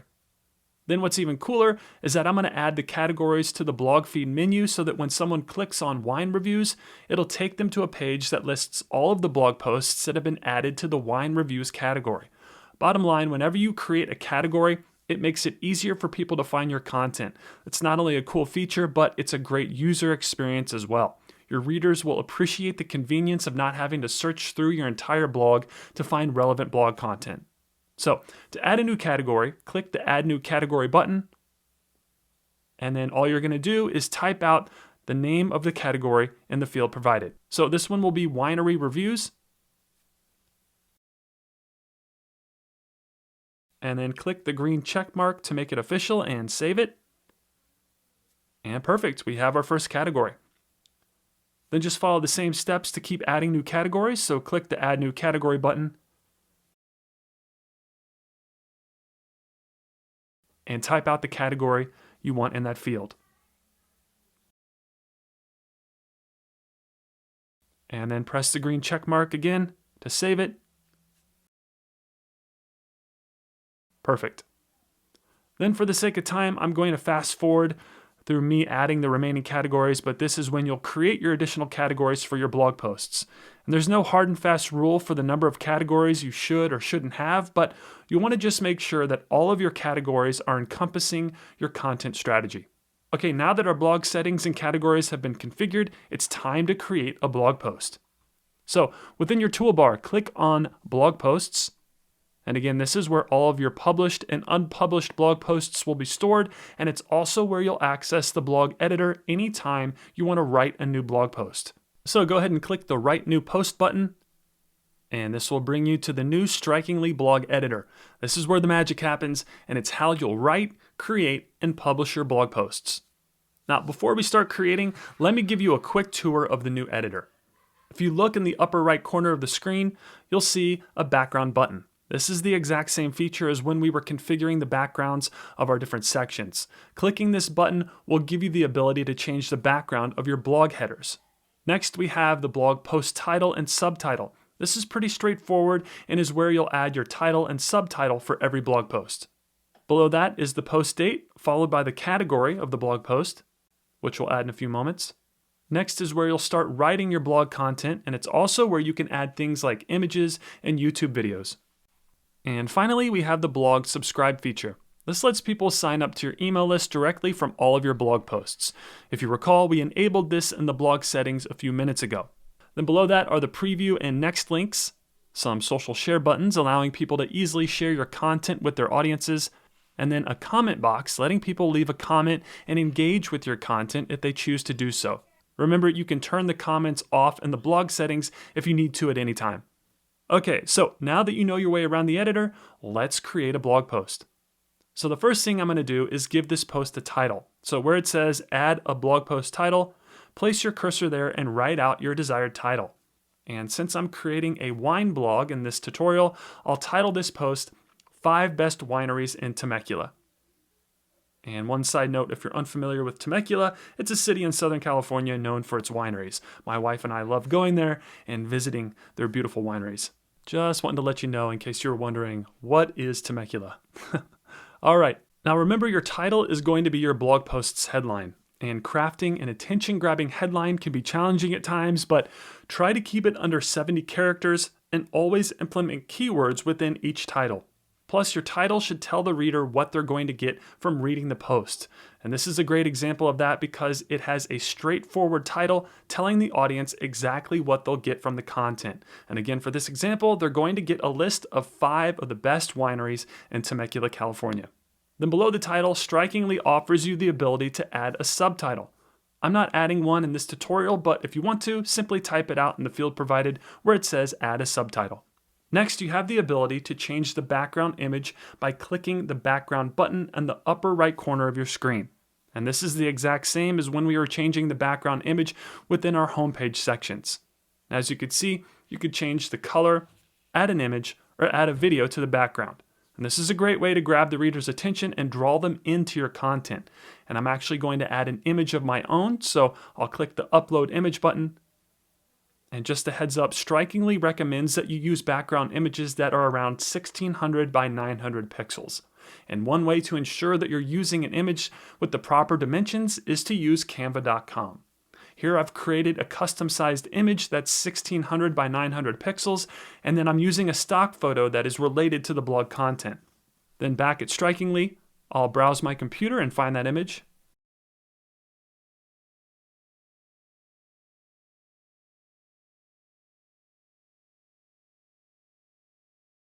And there we go. Looks amazing. Now, another thing to keep in mind when selecting these background images is that they will also be used in your blog feed and social posts. For example, if we go to Twitter, you can see what this post will look like when it's shared on the social media channels. It looks great, but keep in mind when you're choosing an image to use, this image is a big reason as to whether or not someone will click on the post and visit your blog. So try to use images that are professional and are related to the content of your blog post. Okay, back at the editor, let's save this background image really quick, so click the Save button. Next, let's start adding content to the post. So where it says Start Writing here, place your cursor there and start writing. Now, for the sake of time, I'm pasting dummy text here, but this would be where you'd introduce the concept of your post or maybe have a quick story to draw the reader in. Whatever you do though, be sure to use keywords that you're trying to rank for in the first few paragraphs. This will help optimize your post for the search engines. But either way, it's a good idea to have some sort of intro before you dive into the rest of the blog post content. Now, you're probably noticing that the text I pasted in here is super small, and that's because I'm copying and pasting from an outside source. But if for any reason your text is super small, you can easily change it within the editor.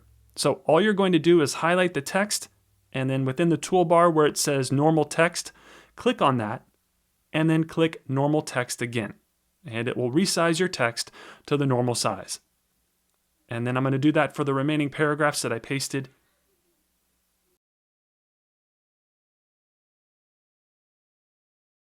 And now when I type, it's using the normal sized text.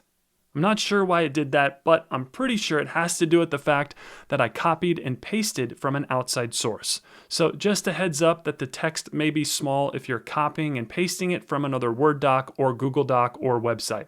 However, if you don't paste your text and you start out by typing in the blog editor, your text will be normal sized and you won't have to resize it. Just FYI. Also, the blog editor is like other digital documents, as in that you can highlight and delete text like so, making the editing process super simple and familiar. Okay, next I want to add a heading. And headings are a great way to break up your content and allow your audience to easily skim and consume your blog post. Plus, it's good for SEO because the search engine bots will use the headings to understand what the post is about when crawling your site. So it's always a good idea to use headings when creating blog content. And since this post is going to be about 5 of the best wineries in Temecula, we'll want to use headings to introduce each winery. So to create a heading, simply type what you want the heading to be. And this particular heading is going to introduce Wilson Creek Winery. Then to create the heading, we'll need to change the size of font using the editing toolbar. So if you click the normal text dropdown, you'll see the different sizes of headings that you can choose from. You have H1 all the way to H5, and it's best practice to use H2s or heading 2 for all of your headings within your blog post content. So I'll go ahead and select that. Then I also recommend that you bold the heading.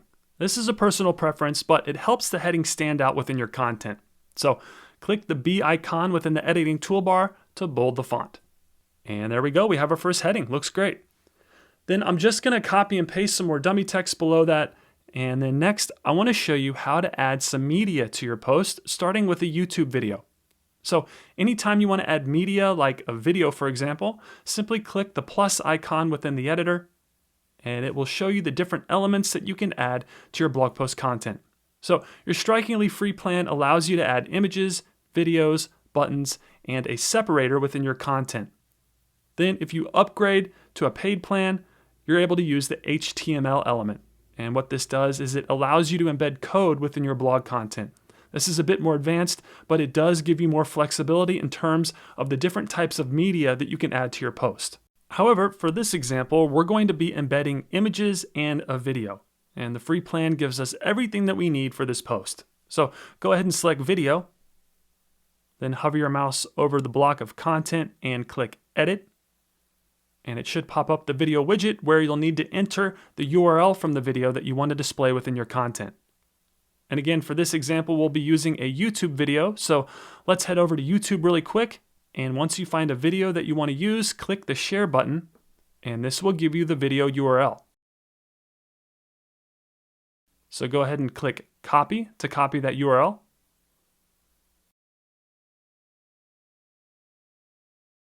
Then back at the blog editor, simply paste that YouTube video URL within the field provided in the video widget and click the save button.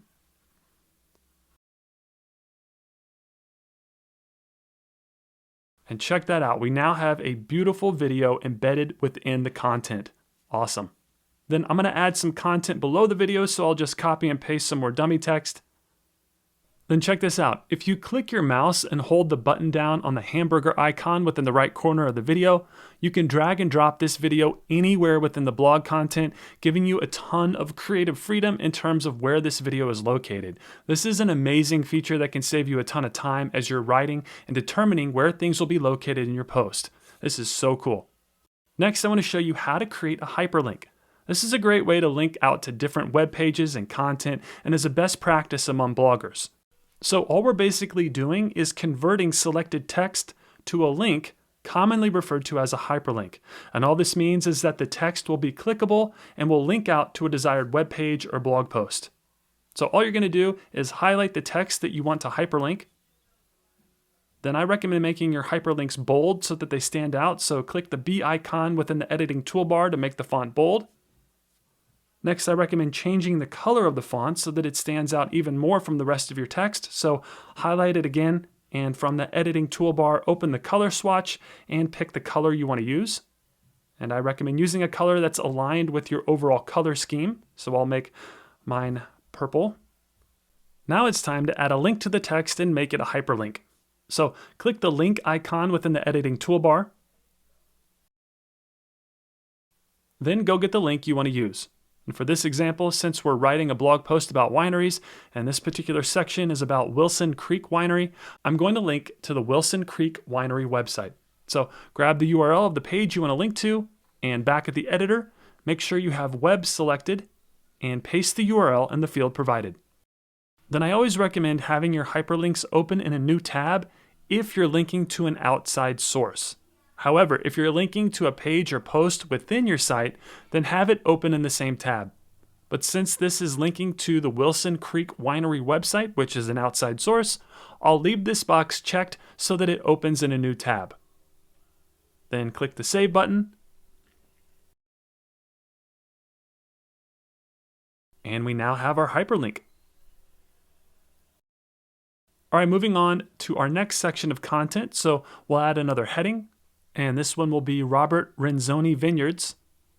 And the steps are the exact same. You'll type out your heading, then highlight it and select H2 heading from the editing toolbar.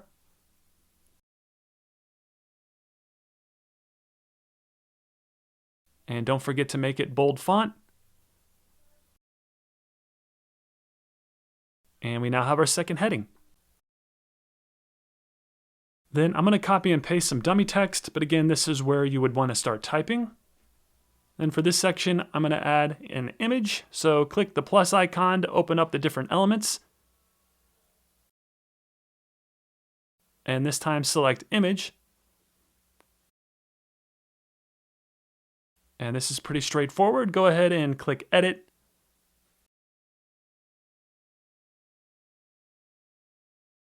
And then from the pop-out, select upload.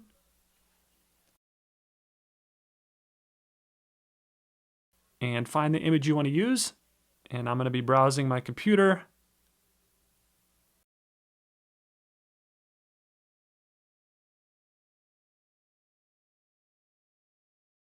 And there we go. Check that out. We now have an image within our content. Looks great. Then remember, every time you add an image to your site, it's recommended that you add the alt text as well. This allows the search engines to know what your image is about. So if you hover your mouse over the image and click edit, then select add alt text.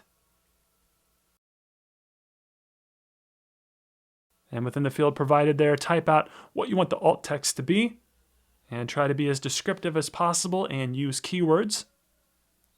There we go. Then click the save button. And that's going to do it for this section of content. Then instead of making you sit through me adding 3 more sections of content within the post, I'm going to fast forward really quick. And as you can see, I've added the remaining sections that include additional headings, images, and text.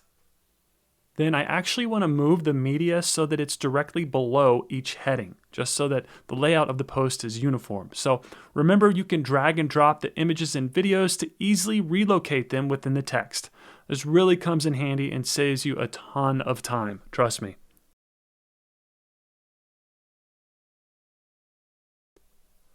Alright, so that's going to do it for the content of this post. Next, let's add a category. So if you recall, we already created our categories a little earlier in the video. So anytime you create a post, you want to add it to a specific category. This helps organize your content and also creates a good user experience, allowing your blog's visitors to easily find the specific types of content that they're looking for. Again, this is a best practice, so you always want to get in the habit of grouping your posts into categories every time you create a new post. And to do that, you can either click the Add Categories text below the title or open the post settings within the toolbar. Both will allow you to add the post to a category. Then from here, click Add Categories, and you can actually create a new category from here or select from the pre-made categories we created a few moments ago. So since this post is a review of some wineries, I'll add it to the Winery Reviews category. And since we're in the post settings, let's go over the meta description. So go ahead and click the Change Meta Description link. This is also something that you'll want to get in the habit of doing for all of your blog posts going forward. The meta description is a brief description that's going to be shown in the search results that you can edit within this text box here. And when creating your meta description, try to use keywords that you're wanting to rank for and try to keep it within 155 characters. So in this box, go ahead and type out your meta description. And there we go. Finally, you can create a custom URL for your post if you'd like. By default, it's using the post title, which is highly recommended, but if you want to change it for any reason, check this Use Custom URL box and add your new URL slug. And one thing I want to point out is that if you do plan on creating a custom URL for your blog posts, be sure to use keywords, keep it somewhat short, and use dashes in place of any spaces. I'm going to be using the default URL, so I'll uncheck this box and then click the Save button to save our changes. And our post is now ready to be published. However, before publishing, I highly recommend that you preview your post before making it available to the world. So click the preview button in your toolbar, and this will bring up the preview environment and allow you to see what the post will look like across desktops and mobile devices. And check that out. We have our beautiful header with evenly spaced content. We have some media sprinkled throughout the post. Our videos work. And we have an engaging, media-rich blog post ready for an audience. Then really quick, let's preview this on a tablet and mobile device. And again, one of the many reasons why I love Strikingly is because their templates are mobile responsive and look great no matter what device is being used to view the content. All right, now that we've previewed and QA'd our post, it's time to publish it. So back at the editor, click the Publish button on the left-hand side of the screen in the toolbar. And then you'll have the option to publish the post now or schedule it for later. Scheduling it for a future date could come in handy if you're writing in bulk or have a specific campaign end date for your post. But for this example, we're going to publish it right now. So click the Publish Now button, and you should get a notification confirming that it's been published and displaying the URL of your blog post as well. And I should point out that yes, this post has technically been published, but the world still can't see it yet because we haven't officially launched our blog. But once we launch and publish our blog, all the content moving forward will be live once it's published. All right, so let's exit out of here really quick. So I'll close this out and then click the Exit button in the bottom left corner of your toolbar. And then every time you create or publish a blog post, it's going to be stored here. This is a great way to manage your content and keep track of what's published and what's still a draft. You can also unpublish posts from here if you need to, and you can edit them as well. Additionally, if you click this gear icon, you'll have more options where you can pin the post to the top of your blog feed, duplicate it, copy it, or delete the post completely. And once again, you have the option to unpublish the post if needed, as well as edit it. And if you click on the Edit button, it'll take you back to the blog editor where you can make your necessary edits to the content. Just don't forget to republish the post if you make any changes to it. Okay, so now that we have our first blog post, I'm going to exit out of the editor. And then let's go back to our home page. So click Back to Site Design in the upper left corner of your toolbar.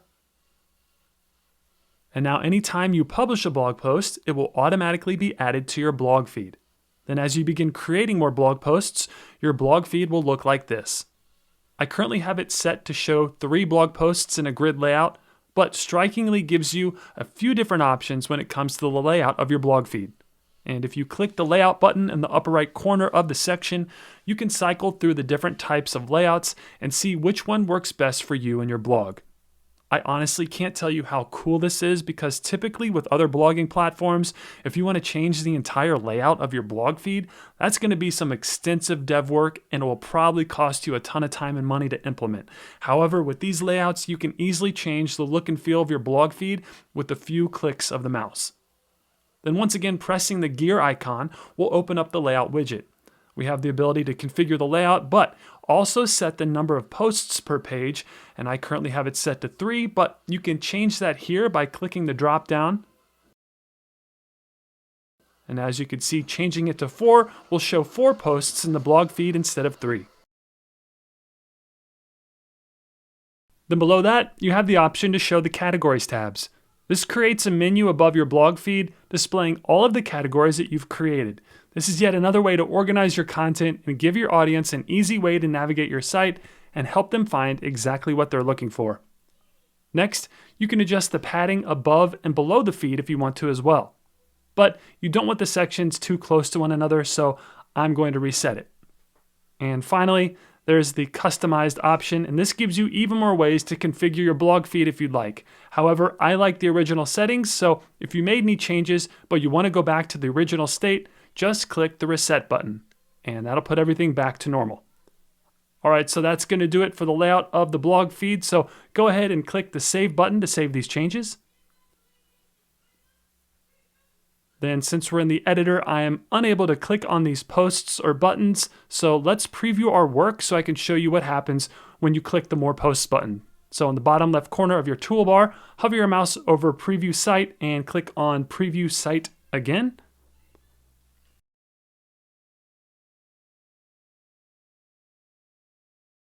And if we click the blog menu item in the primary nav, it'll take the user directly to the blog feed, which looks amazing in my opinion.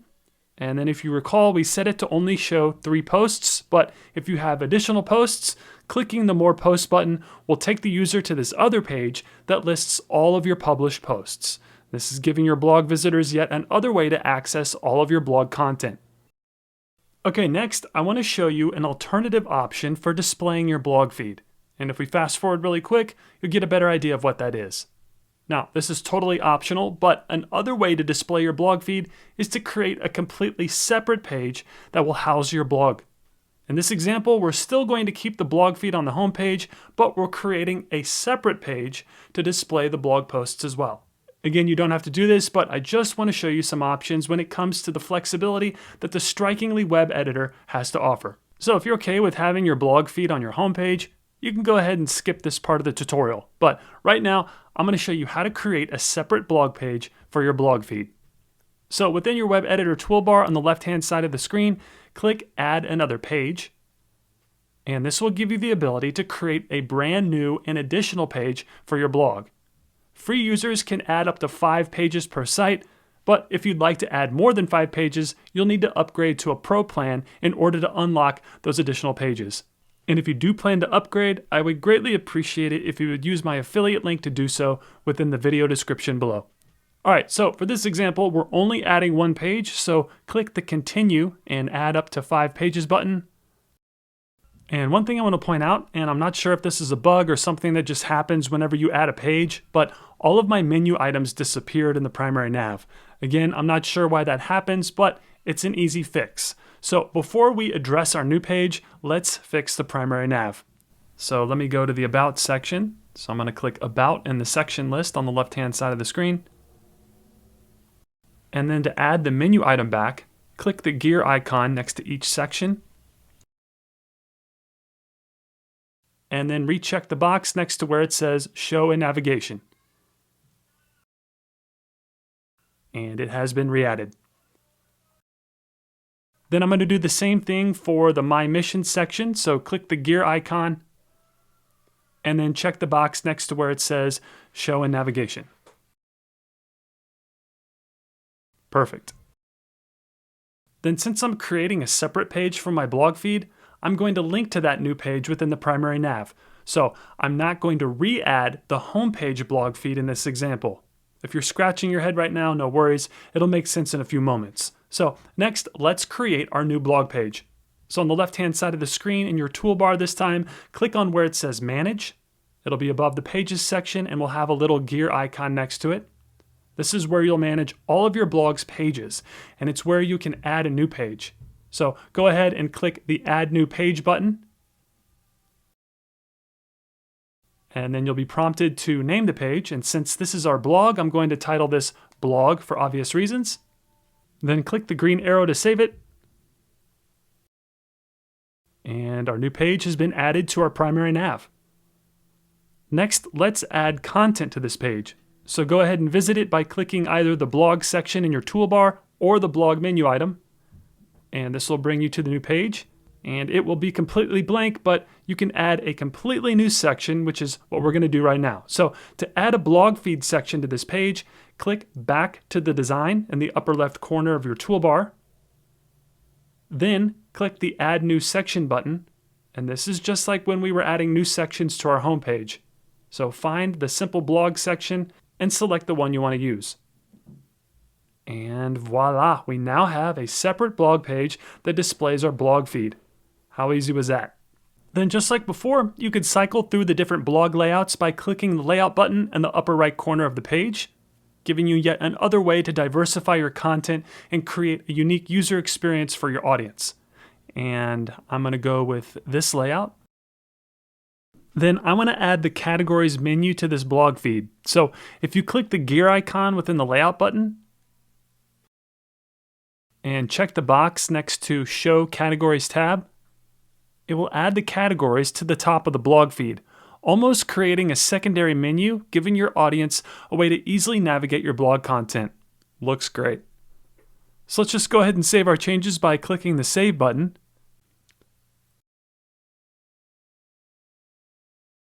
And then if we go back to our home page,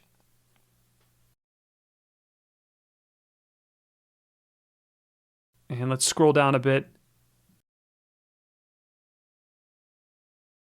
you'll see that we still have the blog feed within the home page, But then this time, whenever you click on the blog menu item in the primary nav, it'll take you to our separate blog page where we have an additional blog feed. Again, you don't have to build your site like this, but it's just another way to diversify your content that gives you an actual blog page with a separate URL. And speaking of that URL, if you click Manage within your toolbar, and then click the gear icon next to the blog page, this will open the page settings. Then if you click Change Page URL, you can see that by default, the URL uses the page title, which is blog. So your blog page URL will be your site domain.mystrikingly.com/blog. You can always change it and make a custom URL by checking this box and editing the URL to something else. However, I'm going to keep the default URL in place, so I'll leave it as is. Then let's go back to the page settings by clicking the gear icon. And next, let's configure the SEO settings for this page. So go ahead and click SEO settings. And this time you can create a custom title tag and meta description. Again, it's not only a best practice, but it's great for SEO to always have a title tag and meta description for your blog pages. This is how the search engines will display your page in the search results, and it's just a good habit to get into when creating new pages. So in the custom title tag, you can create your own or leave it blank.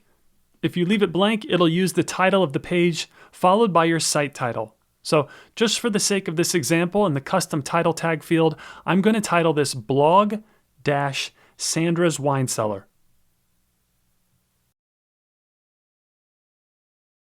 Next is the meta description, and this will give a quick preview of what your page is about.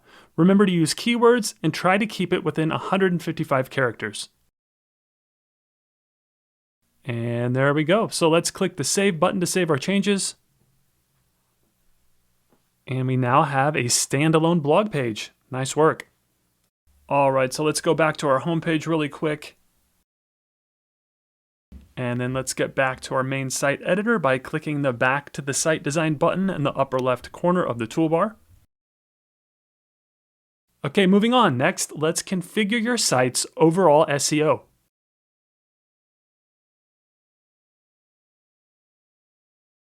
All right, we're almost there. Your blog is a few minutes away from launching. But before we finish up, there are a few tips that I want to share with you. The first has to do with SEO, which stands for Search Engine Optimization. So just like your blog posts and pages, we'll want to configure your site's overall SEO by setting the site basic information. And this will be handled in your site settings. So in the upper left-hand side of your toolbar, click on where it says Settings,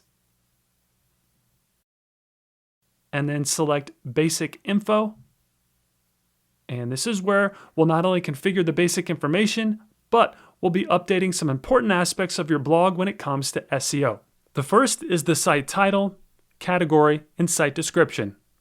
The site title and description are used in the search engine results, and the category helps the search engines know what your blog is about. All are important in helping your site rank higher in the search results. So first, we have the site title, and if you recall from when we updated our post and page SEO settings, the SEO titles are used in a few different places on your blog. One being in the tab of the browser. This helps the reader distinguish which tab is what, and it creates a good user experience. Next, it's used in the search engine snippets for your search results, and a well-organized site title and description can go a long way when it comes to optimizing your site for SEO and improving your ranking in the search results. So these seemingly small details are super important for improving your overall SEO. So for this example, my site is called Sandra's Wine Cellar, so that's what I'll use for the site title. Next, select the category that your blog falls under, and clicking that drop-down will show you the options. And this is a personal blog, so I'll select that from the list, but pick the category that best fits your site. Next is the site description, and this is essentially the meta description, so go ahead and write out your site description in the box provided. And I know I said this a lot, but when creating your meta description, try to use keywords that you're wanting to rank for, and try to keep it within 155 characters. Next is the site language. And by default, mine is set to English. And I'm in the USA, so I'm keeping it as English, but feel free to update the language here if you'd like. And keep in mind that this doesn't translate the text of your site. but it does affect some system text that visitors see in your blog feed, store, and social feed, like the previous and next buttons. But feel free to test different languages to see what gets changed on your site if you'd like. But like I said, I'm keeping the site language set to English for this example. Next, we have the social share image and favicon. And the social share image is the icon used when your page is shared on social media, and the size must be at least 200 by 200 pixels. Then the favicon is the icon for your site that's used in the Browsers tab. And the optimal size for this is 16 by 16 pixels. And to create your social share image and favicon, I recommend using canva.com. This gives you a quick and easy way to create some professional looking images. And for the social share image, I've created a custom sized image that's 200 by 200 pixels. And I tried to keep the design aligned with my site logo, but I think it turned out pretty good. Then for the favicon, Canva didn't let me go as small as 16 by 16 pixels, but I was able to create this image that is 20 by 20 pixels. Either way, it'll work and will look good in the browser tabs. Okay, now that we have our images back at our blog, let's update them. So under the social share image section, I'll click the upload new image link and find the image that I created in Canva.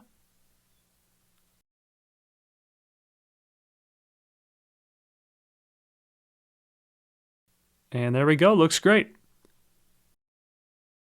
Next is the favicon, so go ahead and upload the new image by clicking that link. And then I'm going to browse my computer and find the image.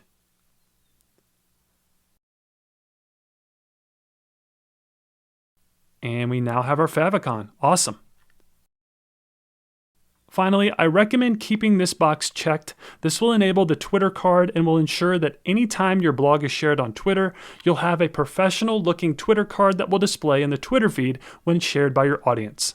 So that's going to do it for the basic information and SEO configuration. So go ahead and click the Save button. And let's move on. Next, let me show you how to update your privacy policy, terms and conditions, and GDPR settings.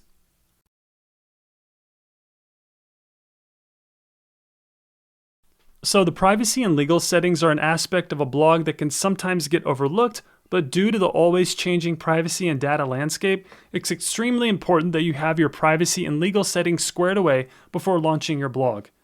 And before we do anything, I want to clarify that the following information should not be perceived as legal advice.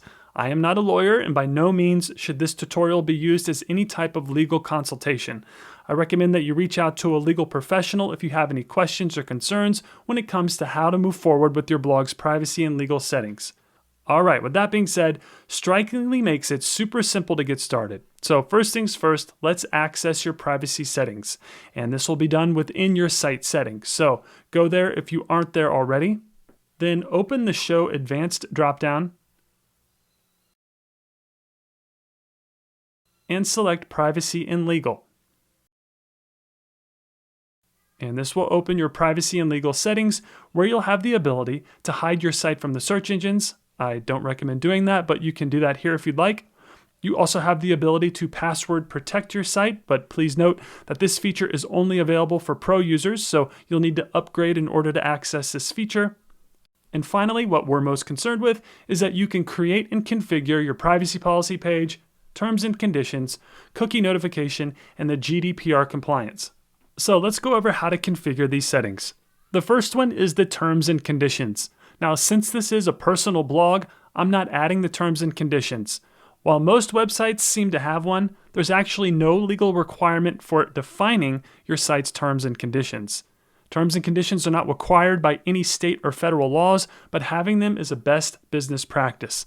Essentially, having terms and conditions protects you as a business, but since this is a personal blog, I'm not going to add them for this tutorial.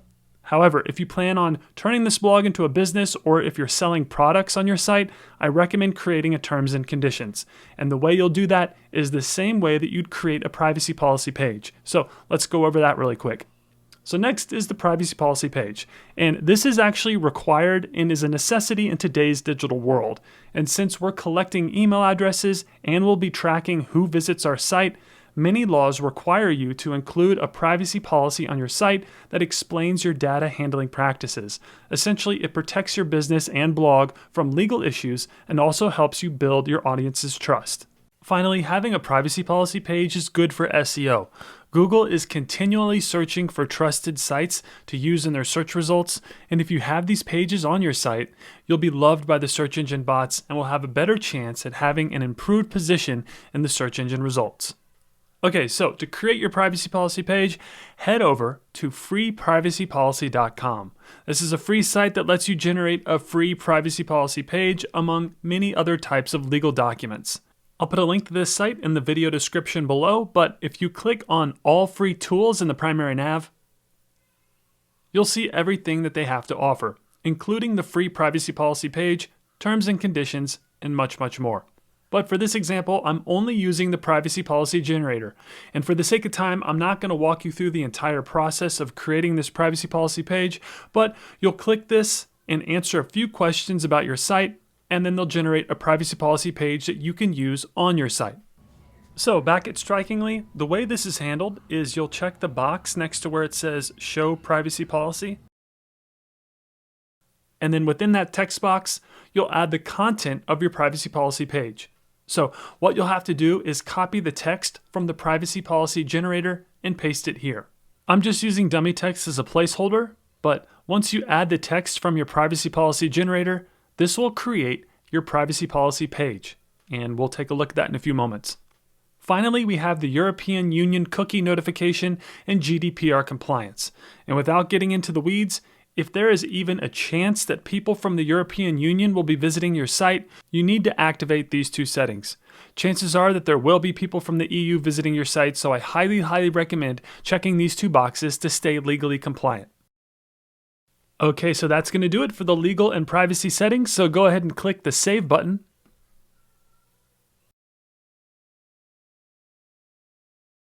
And then let me show you how these changes will affect your site. So let's go back to the editor by clicking the Back to Site Design button in the upper left corner of your toolbar. And then Preview Site.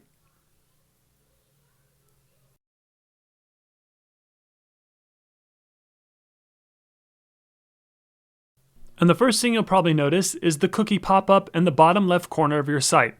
This is protecting you legally, but also in an aesthetically appealing and non-intrusive way. Your site's visitors can accept all the cookies, configure their settings, or say no thanks, all from this little pop-up. Then if we scroll down, you'll see the GDPR settings under the form. So anyone filling out this form will need to check that little box in order to submit their information. Those are the GDPR settings. And then at the very bottom within the footer, the privacy policy link has been added, and that links to a separate privacy policy page. This not only looks great, but it makes your site much more professional in a matter of seconds. People see these things and almost instantly understand that you take their privacy seriously. All right, moving on. It's time to launch your blog.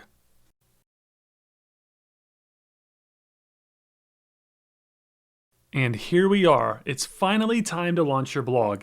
This is it. The moment you've been waiting for. It's time to show the world what you've been working on, and it's time for you to shine. So, back at the editor, to officially launch your blog and make it live on the World Wide Web, simply click the Publish button in the bottom left corner of your toolbar. And congratulations, your site has been officially published and is live on the internet. Then to see how your live site looks, click on Preview Site in the bottom left corner of your toolbar, and this time select View Live Site. And you'll get to see how the rest of the world will see your blog. And it looks amazing. I honestly can go on and on about how easy Strikingly has made this process. It typically takes hours upon hours to build a professional looking site like this, not to mention the learning curve that's involved. So just know that their new web editor is saving you a ton of time and money. Additionally, the blogging features that come with this free plan will give you the ability to start creating and sharing your content with the world and growing your blog's reach and audience. Plus, the free plan lets you publish unlimited blog posts. So now that you have a solid foundation in place, it's time to start writing and sharing your passion with the world. And again, I just love how nice the blog feed and blog post layout looks. I know I sound like a broken record, but Strikingly has quickly worked its way to the front of the line in my mind when it comes to starting a professional blog. They just make it so easy. Okay, now that you've launched, there are a few tips that I recommend doing to help ensure that you're setting yourself up for success. So finally, let's go over how to verify your site with Google and submit your sitemap.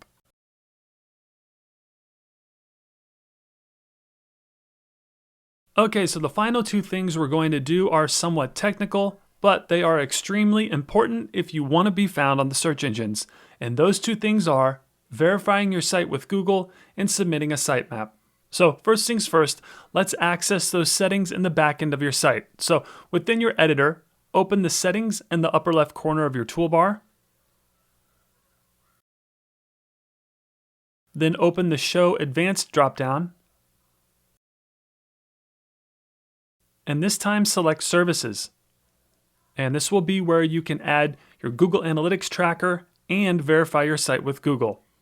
Now, we're not going to be using the Google Analytics tracker in this video, primarily because Strikingly has their own built-in analytics and tracking that you can access with your free plan. And if you're just starting out, this is more than enough to monitor your traffic. Plus, Google Analytics has a steep learning curve, and again, if you're just starting out, Strikingly's free analytics is just fine.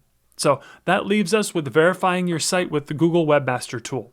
And this is where you'll paste the meta tag from Google Webmaster, also known as Google Search Console.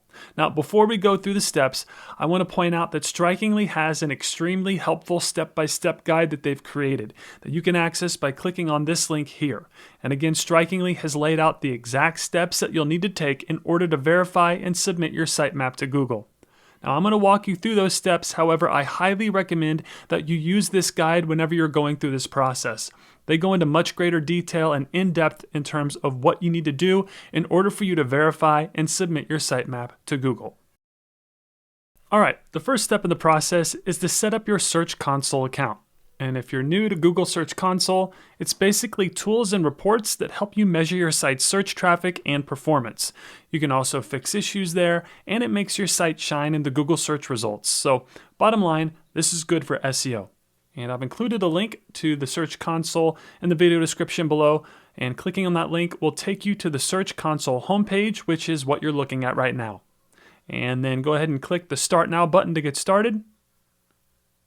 Then next, on the right-hand side in the URL prefix section, enter your site URL. So if you have a regular domain, it will be www.yoursite.com. But since we're using a free Strikingly plan, you'll use the Strikingly subdomain. So it'll be whatever your site domain is, .mystrikingly.com. And please be aware that you have to add the HTTPS prefix before your domain here. Then click the Continue button, and Google will begin to check for verification. Then for this example, we'll be using the HTML meta tag. So open the HTML tag tab, and from here, you'll be given the steps to get started. Now, Strikingly only requires a certain part of the meta tag. Now, as you can see in their help doc, you'll only need what comes after the content within the meta tab, and they've highlighted that in red. So here's what I recommend doing. Back at Search Console, click the Copy button, and this will copy the entire snippet of HTML. Then once copied, I recommend pasting it to some sort of doc, like a Google Doc. This way you can easily highlight and copy the exact portion of the code that you'll need for Strikingly. So again, you'll want to highlight everything that comes after content that is in between the quotation marks, and then copy it. I'm on a Mac, so I'm pressing Command-C on my keyboard to copy it. Then back at Strikingly, simply paste it in the field provided underneath the Verify Google Webmaster tool. Then click the Save button at the bottom of the screen. And then after it's been saved in Strikingly, head back to Google Search Console. And within the HTML tag section, click the Verify button. And since this is my Blog with Ben Google Search Console account, I'm not going to be verifying this site within my Search Console account. But after you click the Verify button, Google will complete the site verification process. And I should also point out that after you click Verify, it could take anywhere from 10 minutes all the way up to 48 hours for your site to be verified. So just keep that in mind as you're going through this process. Additionally, Once verified, you should see the following message upon successfully linking your new property to Google Search Console. Again, if you have any issues or come across any error messages when trying to verify your site, I highly recommend visiting the Strikingly help doc that you can access here by clicking this link. They walk you through the process step by step. Also, feel free to leave a comment below if you need some extra help. I'm always happy to help out. Okay, so once your site is verified, you'll have access to the Google Search Console dashboard for your web property, which is what you're looking at right now. Again, this is home base for reports that help you measure your site's search traffic and performance, fix issues, and makes your site shine in the Google search results. And one final thing we're going to do to help ensure that your site shines in the search results is create and submit your sitemap to Google. And if you're unfamiliar with what a sitemap is, it's basically an easy way for you to inform search engines about pages on your site that are available for crawling. A sitemap is a file where you can list the web pages of your site to tell Google and other search engines about the organization of your site's content. Search engine web crawlers like Googlebot read this file to crawl your blog. So to create and submit your sitemap to Google, within your Search Console dashboard, click on Sitemap within the menu on the left. Then where it says Add a new sitemap, enter your sitemap URL in the field provided. And if you already see your domain here followed by a blank space, type sitemap.xml in the text field.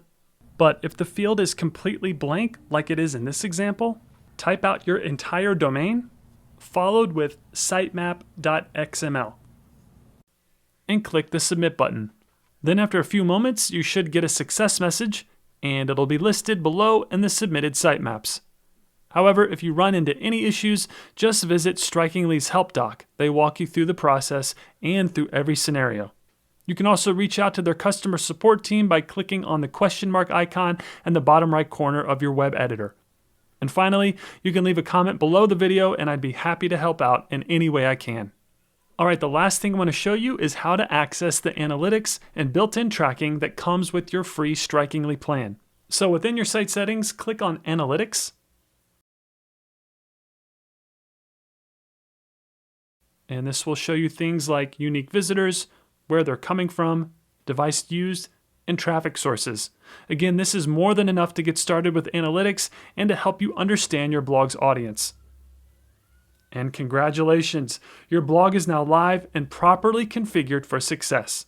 Again, I can't thank you enough for allowing me to be a part of your journey, but it's only just begun.